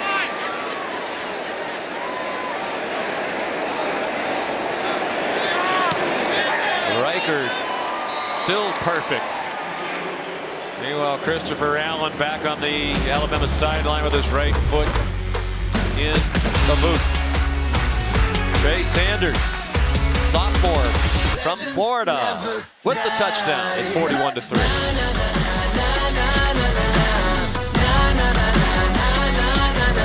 While expecting, Jennifer discovered the Chex Mix combination of 1 corn Chex, 1 wheat Chex.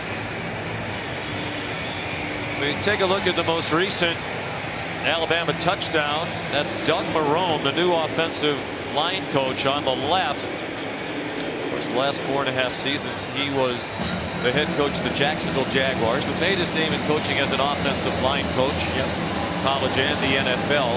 And what a great guy to have working with a new offensive line. How about the fact that you have 3 former NFL head coaches on the same college staff? It's unbelievable. At Alabama. We have asked a lot of research people. Nobody can confirm if this is the first time that's happened, but you have to think it is. Of course, Nick Saban, 2 years as head coach of the Miami Dolphins. Bill O'Brien just arrived after 7 years with the Houston Texans. And Doug Marrone, former Syracuse head coach, also the head coach of the Buffalo Bills and the Jacksonville Jaguars.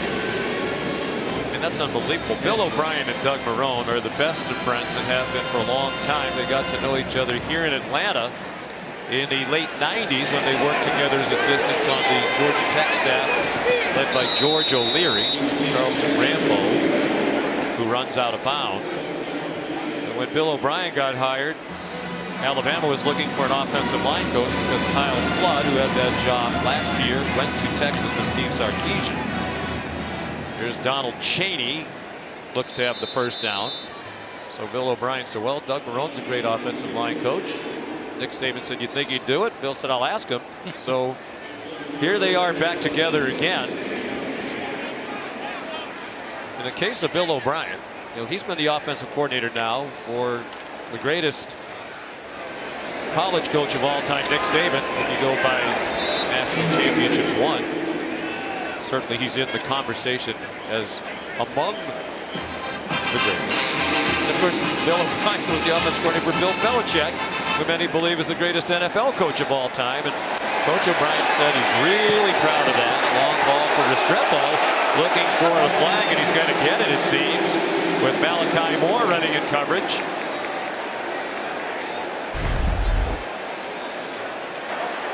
Pass interference, defense, number 13, 15-yard penalty, automatic first down. See, unlike the one we had earlier in the first half that we thought was a bad call, that was a good call because Moore did actually reach out, initiate the contact, and did enough to impede the receiver from a path to the ball. And that's the key. For the rule to be in effect, he has to impede the receiver, and that's what he did.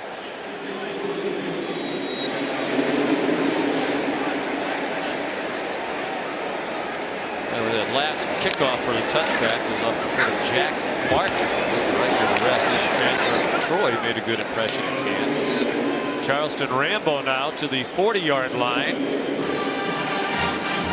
And Miami on the move again, down 41-3. Very disappointing game here for them. Incomplete pass, nice play by Jalen Armour-Davis. When we spoke to Manny Diaz during the week, Todd, he said, certainly we want to win. We think we're a much improved team, but at the very least, when we play teams like Clemson and Alabama and the really good teams in the country, we have to play at our best. We have to look like we belong in the game. And that didn't happen last year against Clemson, and it's not happening here today. No, in the 3 games they lost last year, they gave up an average of 47 points, so their defense struggled. Not beaten a #1 team. I know it's not on this coaching staff or these players. They haven't beaten a #1 team since 2000 when they beat Florida State. Well, there are the losses you were talking about. The regular season, a combined 42 points allowed to Clemson, 62 to North Carolina. For the end zone for Restrepo. And a nice catch as he was fending off Brian Branch. With some contact, it seemed, still managed to make the catch, 29 yards. And the first career touchdown for Xavier Restrepo. See, this is what we knew you had to do against Alabama. You got to make contested catches with tight coverage and hands on you, because Alabama does not concede anything. They're going to defend every play. You got to make throws like this and catches like this. Injured defensive player. And that's the first real one we've seen for Miami. But it was a good one. Good throw and a good catch. And the first touchdown of the season for Miami. First of his career for the freshman from Coconut Creek, Florida. He did play last year. Brian Branch, who had the coverage, is helped off. Second time he's cramped up, right? Assuming that is a cramp situation. Probably is. Sometimes when you start cramping, it's tough to make that go away. Tough to get hydrated enough. De'Aaron King throws a touchdown pass, 29 yards. He's 21 for 26 for 168. That North Carolina game that we just showed on the screen was historically bad. That Miami defense against the Heels gave up 778 yards total and 554 rushing yards. Both were the worst in school history. Most yards rushing allowed, most total yards allowed. Javonte Williams and Michael Carter, the 2 running backs North Carolina had last year, both not there now. Robert Gillespie is the running back coach at Alabama right now. He was the running back coach at North Carolina a year ago. Got a pretty good group to work with this year too. Andy Borregales, the extra point, and it's 41-10. Looked like the Tar Heels missed those running backs last night. Here's Molly McGrath. Well, Sean, September signifies the beginning of college football, but it also signifies Childhood Cancer Awareness Month. And this is very near and dear to the people at the Peach Bowl after their VP of Sales, Benji Hollis, lost his 6-year-old daughter to cancer. Now, Anna Charles Hollis inspired a $20 million donation, and the Peach Bowl Legacy Fund is sponsoring 5 ongoing clinical trials for pediatric cancer research. And here tonight are the Hollis family and the doctors whose research will save so many lives. And Anna Charles's father, Benji, told me he's honored that her life is continuing to have an impact. Sean. It's a wonderful legacy. Incredibly sad.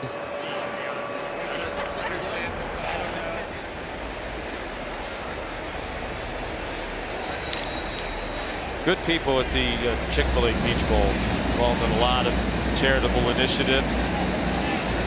And by the way, we do want to thank them for the Chick-fil-A delivered to our booth at halftime. I mean, when you look in that heated container and it looks like a bottomless pit of sandwiches, that is money. Jaleel Billingsley, the tight end, returning the kickoffs as he did last year. And he's tackled as he crossed the 20. Chase Smith made the tackle for Miami.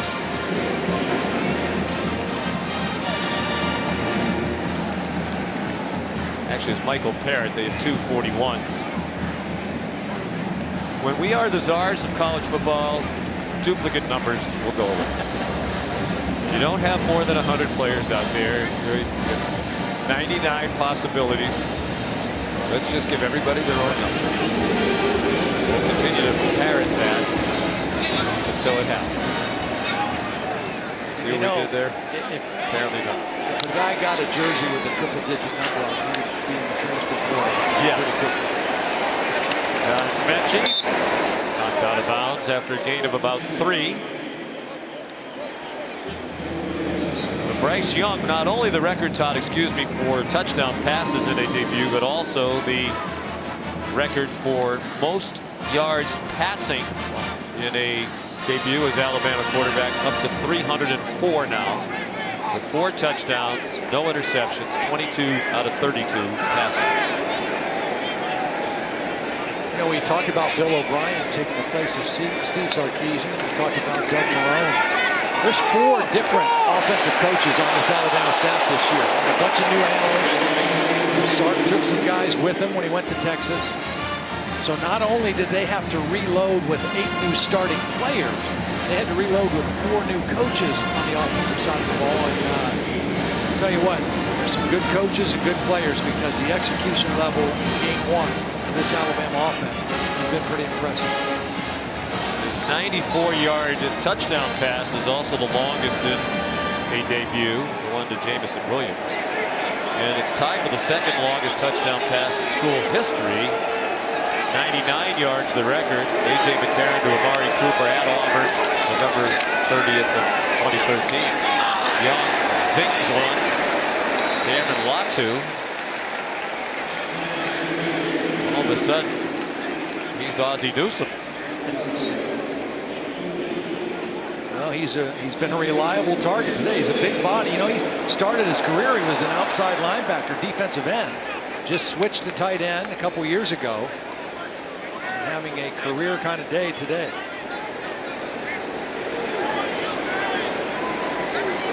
That's his first career catch that didn't go for a touchdown. Brian Robinson, a good tackle by Gervin Hall, the junior from West Palm Beach.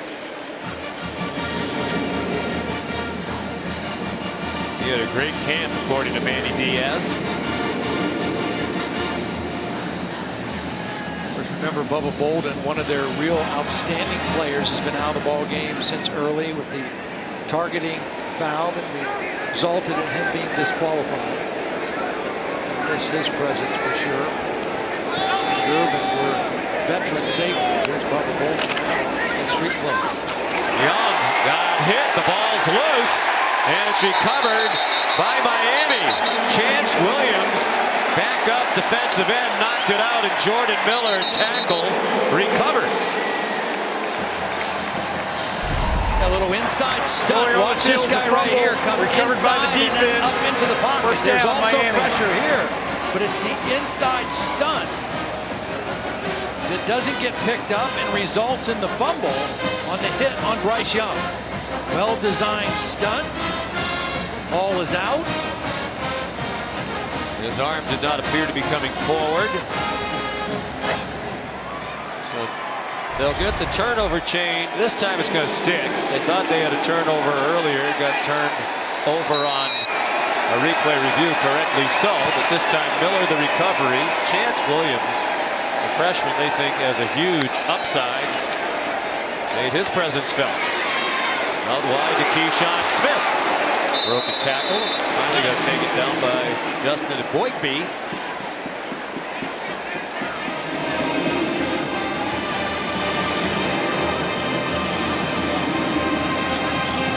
Smith is repeating his freshman year, true freshman last year. Had 2 catches all season. Been a factor today. Donald Chaney just shy of the first down. Sean, Miami wide receiver Mike Harley spent time in the X-ray room. He is out for the game with an upper extremity injury. So that doesn't hinder him going forward.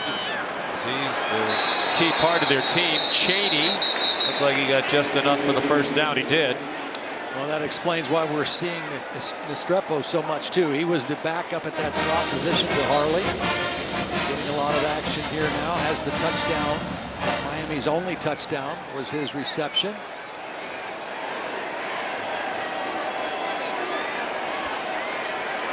Rambo went in motion. King spun away from him. They set up a little screen to Donald Cheney. He's out of bounds just shy of 10. And then got walloped by Henry To'o. And it was To'o who came away from it worse off, grabbing at his right wrist. Officials timeout, injured offensive player.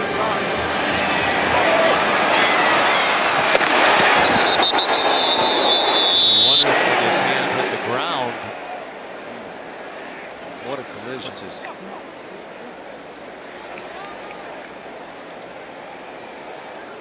he hits the ground, right arm crumples. Like that could be a shoulder situation. Henry To'o transferred from Tennessee. He did not arrive until June. And yet we talked with Pete Goldie, the defensive coordinator, yesterday. He said it was amazing how quickly he became a team leader and didn't come in with a big presence right away. Just got to know the guys. But he said shortly after he had arrived, he was organizing linebacker meetings. They were getting together to watch film. He became a team leader and is the signal caller on the defense now very quickly. And that is so important in this Alabama defense, to have a good communicator, a good signal caller. And not only did it make the whole team better, in particular, it made the guy lined up next to him, Christian Harris, an even better player, because now Christian Harris, he can worry about playing will linebacker. He doesn't have to be the communicator. Henry To'o has taken that role on and has done a great job with it. Again, he played at Tennessee in the exact same defense when Jeremy Pruitt was the head coach there. So the transition was pretty smooth for him. 2nd and 6 from the 11. Miami on the move. They've looked better here on offense in the second half, and right on cue, an interception. There is a flag down. Daniel Wright picked it off if it stands. There is a flag down at the 3-yard line.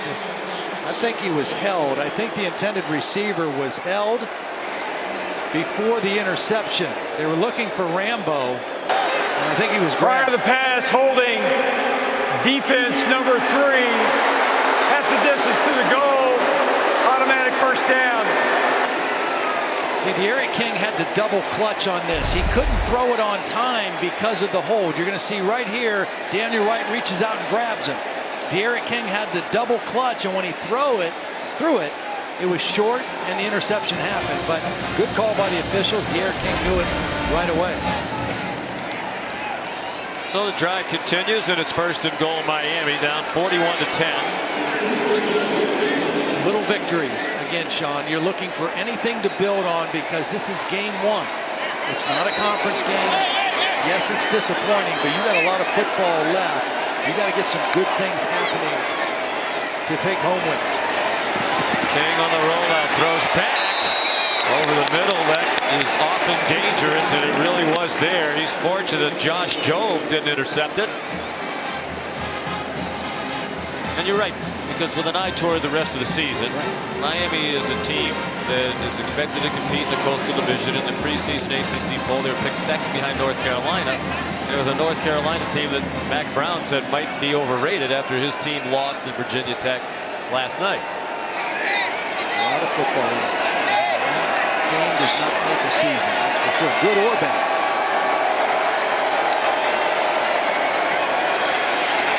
They try to slam Cheney up the middle on 2nd and goal. That didn't fool anybody.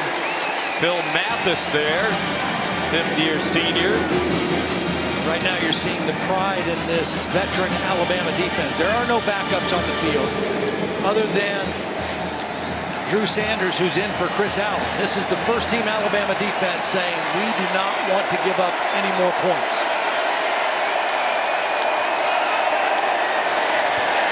King, there's Will Anderson again. He got away from Anderson, but not from big Phil Mathis.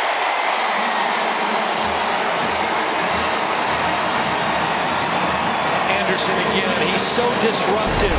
He's just too quick for the right guard. Navon Donaldson goes right by him. He doesn't get the sack, but he makes the quarterback move in the pocket, and Mathis is there for him. We had a great chat with Phil Mathis the other day. He said, I really believe our pass rush will be better this year. We're more experienced. We have more talent. And boy, has the pass rush been a factor all day today. Here's a 28-yard field goal try by Andy Borregales, and it is good. And it's 41-13. Well, after several years in hiatus, we are pleased to report, back by popular demand, been insisted upon by college football fans all over the country. We don't need to see that. Todd Blackledge's Taste of the Town is coming back. Yeah. Well, you know what? Here's the thing. We sat in our college football seminar a couple weeks ago, right? And they talked about such a great thing that the fans are back, the bands are back, the pageantry, the cheerleaders, and our whole campaign of welcome home college football. Well, to me, nothing says welcome home to college football better than Taste of the Town. And it's been 7 years since we did it. People still talk to me about it, ask me about it, wonder where it went. So we're going to try to bring it back. And I've been, pacing myself for 7 years. We're going to take a look at the measurements again at the end of the year now. You're taking good advantage of the offseason. And you'll come with me, right? You're going to come and well, eat with me? perhaps I will. Okay. I usually put on my 15 pounds during the football season when I work with you, but I already took care of the 15 pounds added over the summer. Hopefully you'll be able to go to a lot of these places and it won't be Todd's takeout of the town. Yeah, we hope not. But that's even part of the story too, visiting and revisiting some places that were affected by COVID and how they survived in their business, and hopefully we can tell some good stories with that as well. Andy Borregales, the kickoff and a touchback. We're just getting started with this Labor Day weekend feast of college football. The headliner on the menu tonight, see what we did there, the Dukes Mayo Classic from Charlotte. 7:30, Georgia and Clemson. We are going to race back to the hotel to watch that one. Tomorrow night on ABC, 9th-ranked Notre Dame and Florida State, and then Monday night on ESPN, Louisville and Ole Miss will labor on Labor Day. All three games also available streaming live on the ESPN app. One app, one tap. Catchy new slogan. A lot of new quarterbacks making their appearances this year, right? Notre Dame, Jake Cohn, taking the place of Ian Book. He was a fixture there. Good to see Mackenzie Milton's return to college football for Florida State, which is such a great story. He had a gruesome leg injury. He was starring at UCF. Jace McClellan, the ball carrier. That could be the last play of the quarter if Alabama wants it to be. And Bryce Young so alert to all of the circumstances.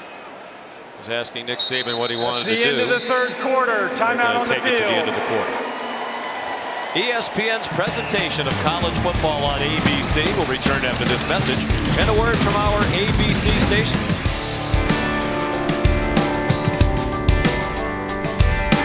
Well, today, Chick-fil-A welcomed the 2020 Chick-fil-A Scholars. Restaurant team members receive scholarships through Chick-fil-A's Remarkable Futures Initiative. In 2021, Chick-fil-A has invested $19 million in college scholarships, awarded nearly 7,500 of their team members, reinforcing Chick-fil-A's long-standing commitment to education and helping team members achieve their academic dreams. Congratulations to all.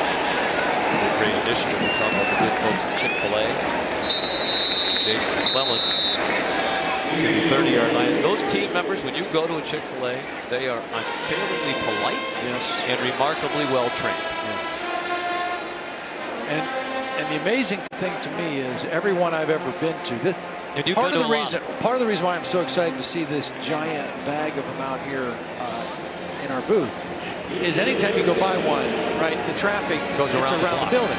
But they are so efficient in getting you through there and getting the orders, and it's unbelievable.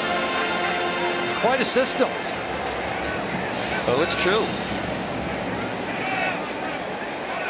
We'd like to announce that Chick-fil-A has renewed its sponsorship with ESPN going forward. Thank you, Todd Blackledge. Jace McClellan is stacked up, and it looks like he might have the first down.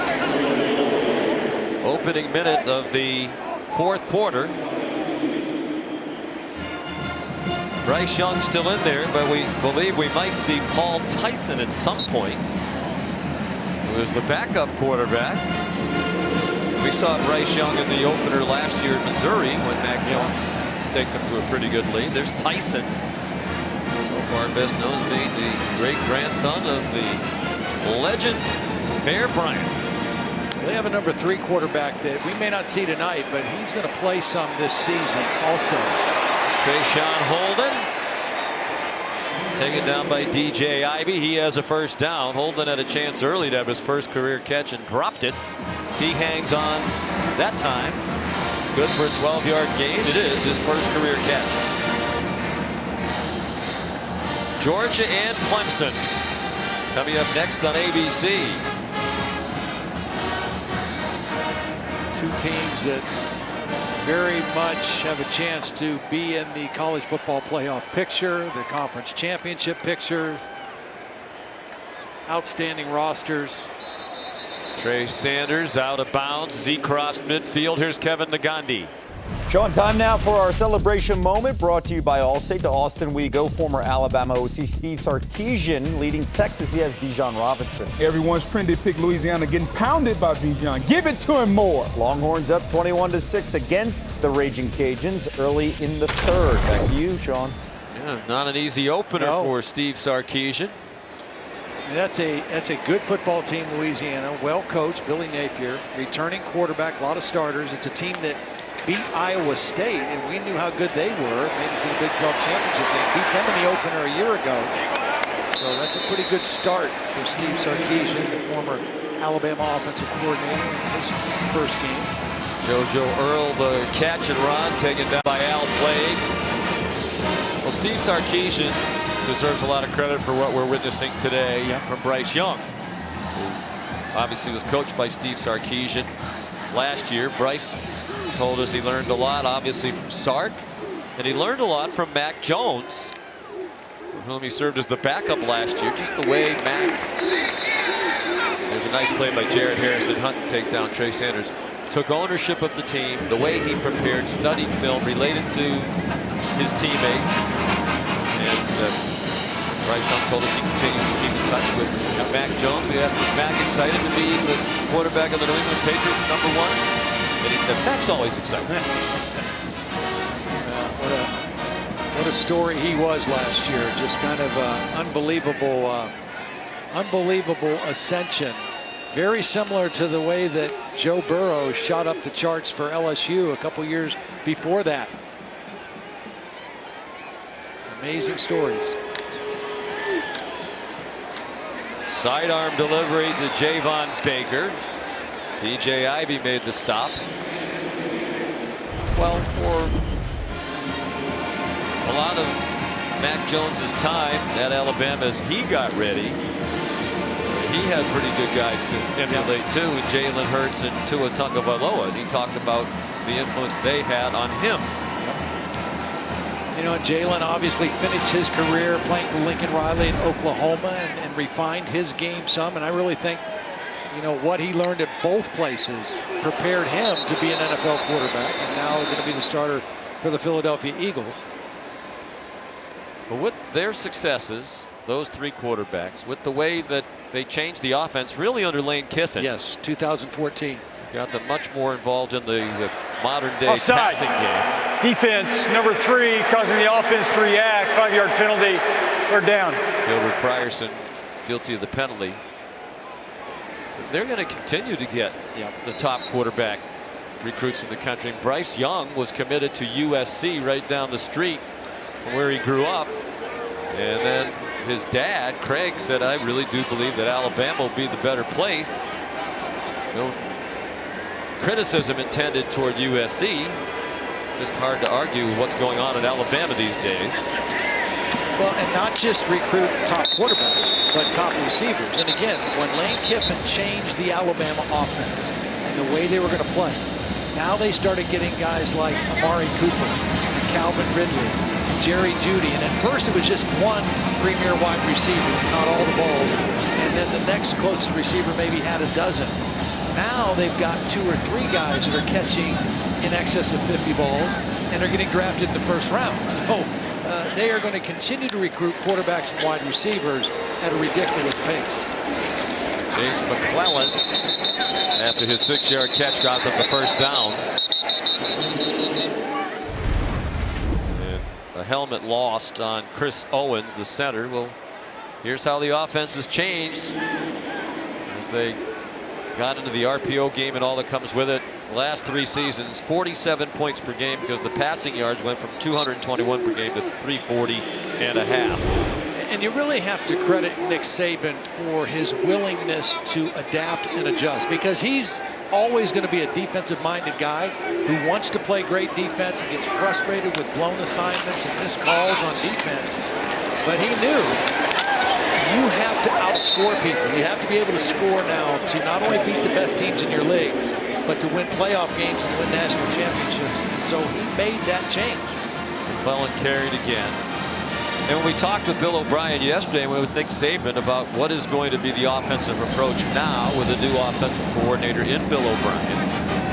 And Nick Saban said, oh, we want to do the same things we've been doing. Bill O'Brien is a terrific coach. He's obviously going to put some of his own stamp on it, add some new wrinkles, but we're going to keep doing what we've been doing. And with that in mind, Bill O'Brien told us he learned the Alabama system, including all of the terminology that they have used here the last few years, none of which he was familiar with. He Charge said Mac timeout, Jones was Alabama, actually a they're big part first of of the helping half. him learn the system and the terminology. Nice debut for Bill O'Brien, too.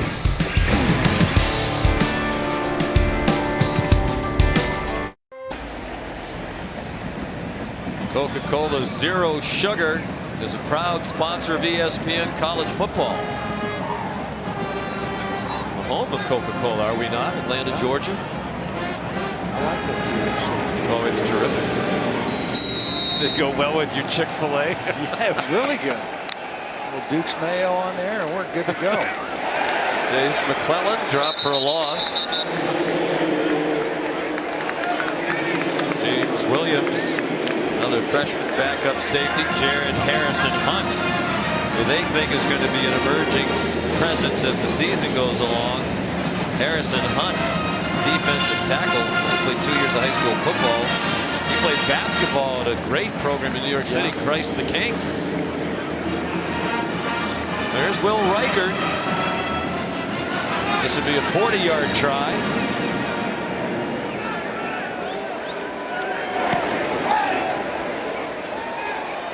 And it is good. And it's 44-13. Alabama on its way to victory on this opening weekend. 7:52 to go.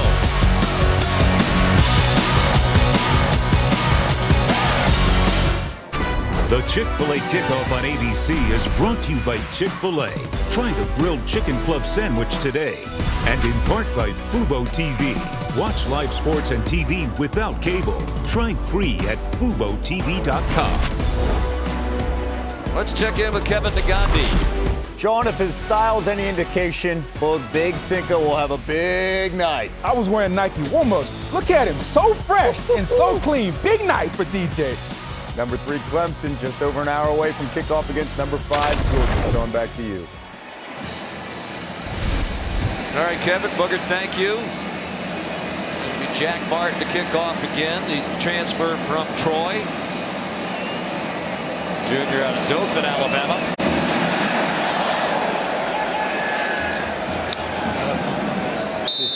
Out of bounds.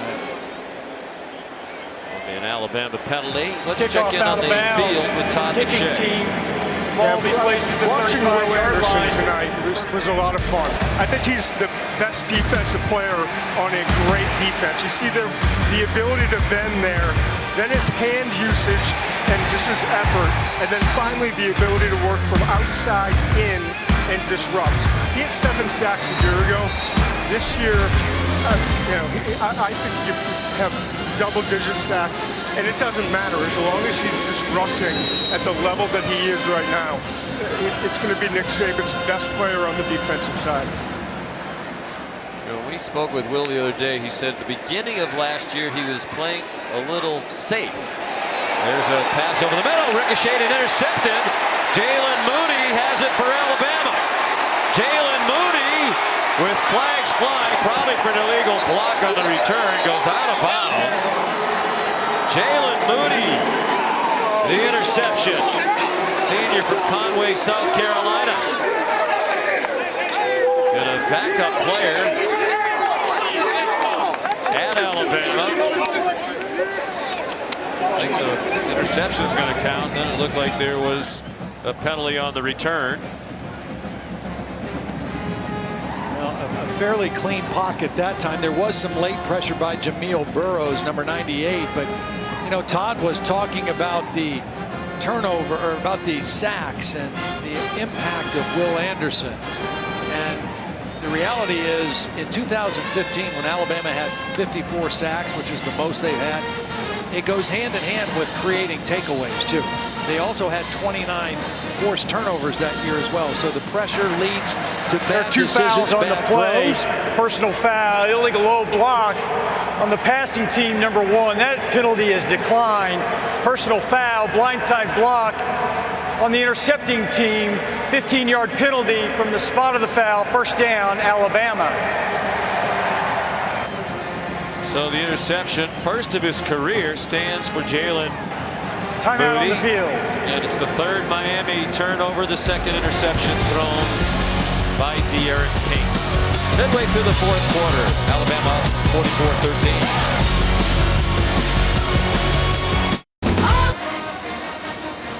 Hundreds of thousands affected by Hurricane Ida urgently need support. Please donate at redcross.org/ESPN to help the Red Cross respond to and help people recover from this disaster. 977,000 homes and businesses in Louisiana remain without power. Some might be without it for at least a month. Paul Tyson is the new quarterback. Trey Sanders the running back. Of course, it was massive flooding up in our part of the country in the Northeast. Tulane football team affected by it, and they were so grateful to Alabama. Nick Saban opened up Alabama's indoor facility this week so Tulane could practice there. They were supposed to play at home in New Orleans against Oklahoma. The game moved to Norman, and a great performance by Tulane in Norman today. They lost 40-35, but right in it all the way to the end, as you saw earlier today on ABC. redcross.org/ESPN. Trey Sanders gets the call again. You mentioned Tyson in, some backup skill people. Still the first team offensive line in right now for Alabama. The big dudes, Doug Marone's group, still on the field with the backup quarterback. Alabama gets Mercer next week. We'll probably be able to rest some of these guys, play some of their other backups that are not playing. We saw that first team defense mostly the whole game. Mercer. Mercy on Mercer. Yes, I was just thinking that. Paul Tyson tossed it back to Trey Sanders. His gang tackle led by Nesta Jade Silvera. Here are this week's college football rankings brought to you by PlayStation. Alabama #1. If anything, they will receive more first place votes than they did in the preseason poll. Oklahoma, I think they're a candidate to get passed by the winner of that Clemson-Georgia game tonight. Ohio State had to fend off Minnesota. That was a terrific game to watch Thursday night. Alabama looking very much like the #1 team in the country. There's James Barnup, the new Alabama punter. He's from Australia. It's the first football game he's ever participated in. And somebody asked Nick Saban about Barnup's first football game. He said, "We didn't bring him here to play football. We brought him here to punt." A timeout on the field. Just kick the ball, babe. Just kick the ball. Nick kind of cracked himself up. He did. Said that he too. liked that one. 5:21 to go. Drop the mic, Nick. Still to come on this Labor Day weekend, week 1 of college football. Tonight at 7:30. About a half hour away, Georgia and Clemson, the headline game of this early college football season. Notre Dame and Florida State tomorrow night. And Louisville and Ole Miss back here in this stadium on Monday night. Tyler Van Dyke is the new quarterback now for Miami. Freshman from Glastonbury, Connecticut. They're very high on him. Got into 2 games last year, and he's still a freshman because they gave him the extra year. For COVID, he played briefly against the Florida State in a one-sided win, and North Carolina in a one-sided loss. And they've got 2 young quarterbacks behind De'Aaron King and Jake Garcia, another freshman. And the good thing for both of them is they got a lot of reps in the spring because De'Aaron King was out of spring football, still rehabbing for this game. So Van Dyke and Garcia got a lot of reps. Van Dyke with a little more experience, and he's the number 2 guy right now. There's Garcia. De'Aaron King finished 23 for 30 for 179, a touchdown and 2 interceptions. Pressured throughout. And that relentless Alabama pass rush, which sacked him 4 times and pressured many more. The intended receiver, Will Mallory, it's incomplete. And it's a quick 3 and out for Tyler Van Dyke and the Miami offense. I'm afraid that Miami offensive line is still going to be a problem. Well, against a team like this, you know, I mean, against the better teams on their schedule. Which is a good point because there aren't too many teams like this. No, there aren't. I mean, this is not be any. They're not going to face teams this strong on defense week in and week out in their league or any league. So this was the truest test, probably the best test they will have all season when it comes to that. To Headley, another excellent punt. Slade Bolden on the return. He's down to the 34. Flag down, 54-yard punt by Headley. He chose that number 94 he wears, by the way, because he's a big fan of The Rock, Dwayne Johnson, and that's the number he wore when he played for the Miami Hurricanes. How about those tattoos? I mean, there's not a lot of space left.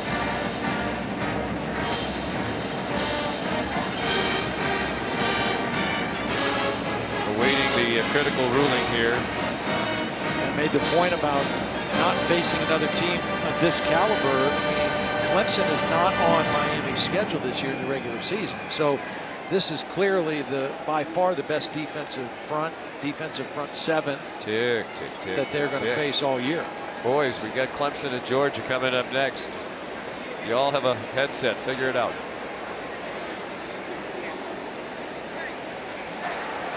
Three fouls on the return team. That's why, no wonder. Holding, number 38. That penalty's declined. Offsides, defense. That penalty's declined. Never mind the number. Holding, return team. That's a lot to Number remember. 36, 10-yard, 26, 10 yards from the spot of the foul, first down. Now, Matt, they have headsets on. Somebody's got to help, right? Somebody's got to blurt the number back into his headset when he's. That's why we wear headsets, so people in the truck can help us when we're flailing, which is frequently. It is nice to have somebody on the field who can feed you those numbers, but I've been there, and sometimes the process breaks down, and you're on an island, so it's not fun. No, I'm sure. Well, it's been a well-officiated game. 3:58 to go. And now they're figuring out where to put the ball. There'll be Paul Tyson back out there. We mentioned earlier he's best known for being the great-grandson of Bear Bryant. But you know, he's not on this team because he's Bear Bryant's great-grandson. He is a very talented player. He was a 4-star prospect in most of the major outlets coming out of high school. Newer Trussville High School. He's from Trussville, Alabama. He selected Alabama, but he had offers Arkansas, Duke, and Kentucky, among others. Operates out of a pistol, gave it to Roy Dale Williams. What a day in his first start for Bryce Young. Alabama records for passing yards in a debut, 344, and 4 touchdown passes also. The Alabama record in a debut. Surpassing the 3 put up by Joe Namath and Matt Jones when they made their first starts for Alabama. Well, if there was any question of whether the stage was going to be too big for Bryce Young, the answer was a resounding no. He was ready for this moment, ready for the game. Very well schooled, very well coached coming in. Great poise, great understanding, and then of course the skill set is as good as there is in college football. So See why he was considered the #1 dual threat quarterback coming out of high school in modern day in Southern California. So poised, he was so impressive. So he's become kind of the face, not by his choosing, obviously, of this name, image, and likeness. Nick Saban revealed when speaking to some Texas high school football coaches that Bryce Young, and this was a while ago, had already received about $800,000 worth of deals through the name, image, and likeness. And when we asked Bryce about that the other day, he kept steering it back to, that's Ajay Hall who had made the catch.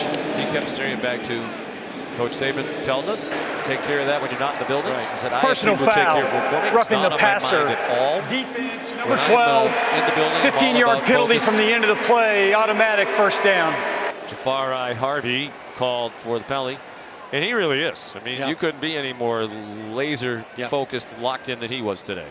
Well, and I think he understands clearly also that, you know, what his first priorities are. You know, I mean, it's to be the quarterback of the Alabama football team. It's to go to school. It's, you know, those things, those other things will take care of themselves. And like he said, he's got a team that monitors that, takes care of that. He doesn't want to be bothered it. I've also heard by some accounts that he's turned down as much as he accepted. I mean, he could have had way more than that. Well, and you know, that $800,000 was a while ago. Yes. We've also heard that it's probably more than that. You know, and good for him. Yep. Obviously, life-changing money for anybody is for he and his family. Tyson handed it off to Roydell Williams. First to speed along the near sideline. He's across midfield. And he was beautifully protected by that offensive line. I think the new coaches have blended in very nicely. Terrific play calling by Bill O'Brien.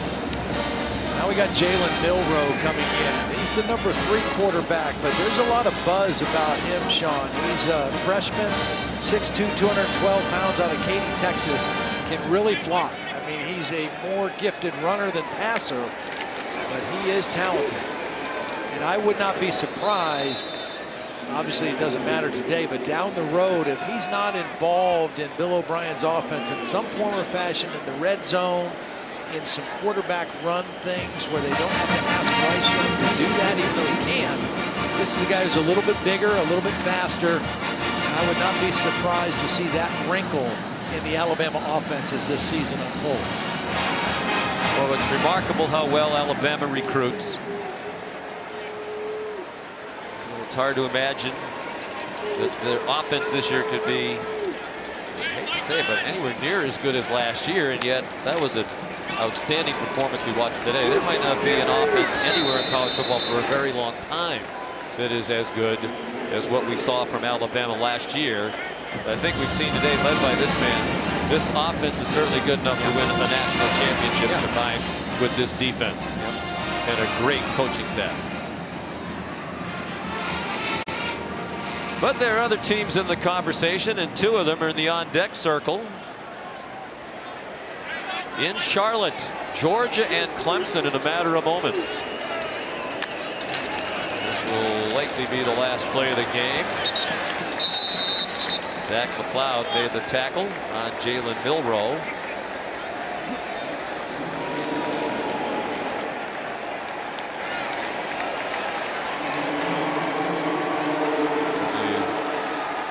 Turn it over on downs, so there will be one more snap at least. Alabama opens with 507 yards of total offense. Actually, now they just updated the monitor. 500 yards right on the button. 353 passing, 147 rushing. Young 27 out of 38 for 344, 4 touchdowns and no interceptions.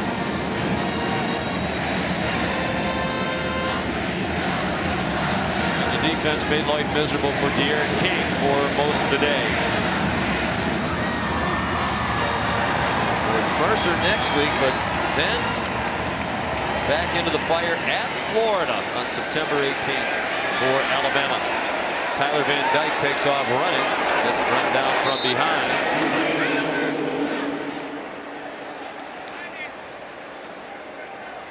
Kendrick Blackshear made the tackle. And Tyler Van Dyke and Manny Diaz say that's enough. Nick Saban a winner. He's now 15-0 in openers at Alabama, and similar to years gone by, average margin of victory in those other wins on opening day by 29 points. And today they win by 31. Final score, Alabama 44, Miami 13. Todd Blackledge, Molly McGrath, Todd McShay, and our great crew led by Josh Hoffman and Scott Johnson. Sean McDonough saying so long. Let's send you back to the studio. Sean, thank you so much. So you saw Alabama. They showed up in Atlanta. Who will show up in Charlotte? The biggest game of week one, a game that we could be talking about leading up to the playoff. Georgia, Clemson, kickoff. Less than an hour away. Highlights, reaction from a fantastic week one with Booger McFarland coming up after this.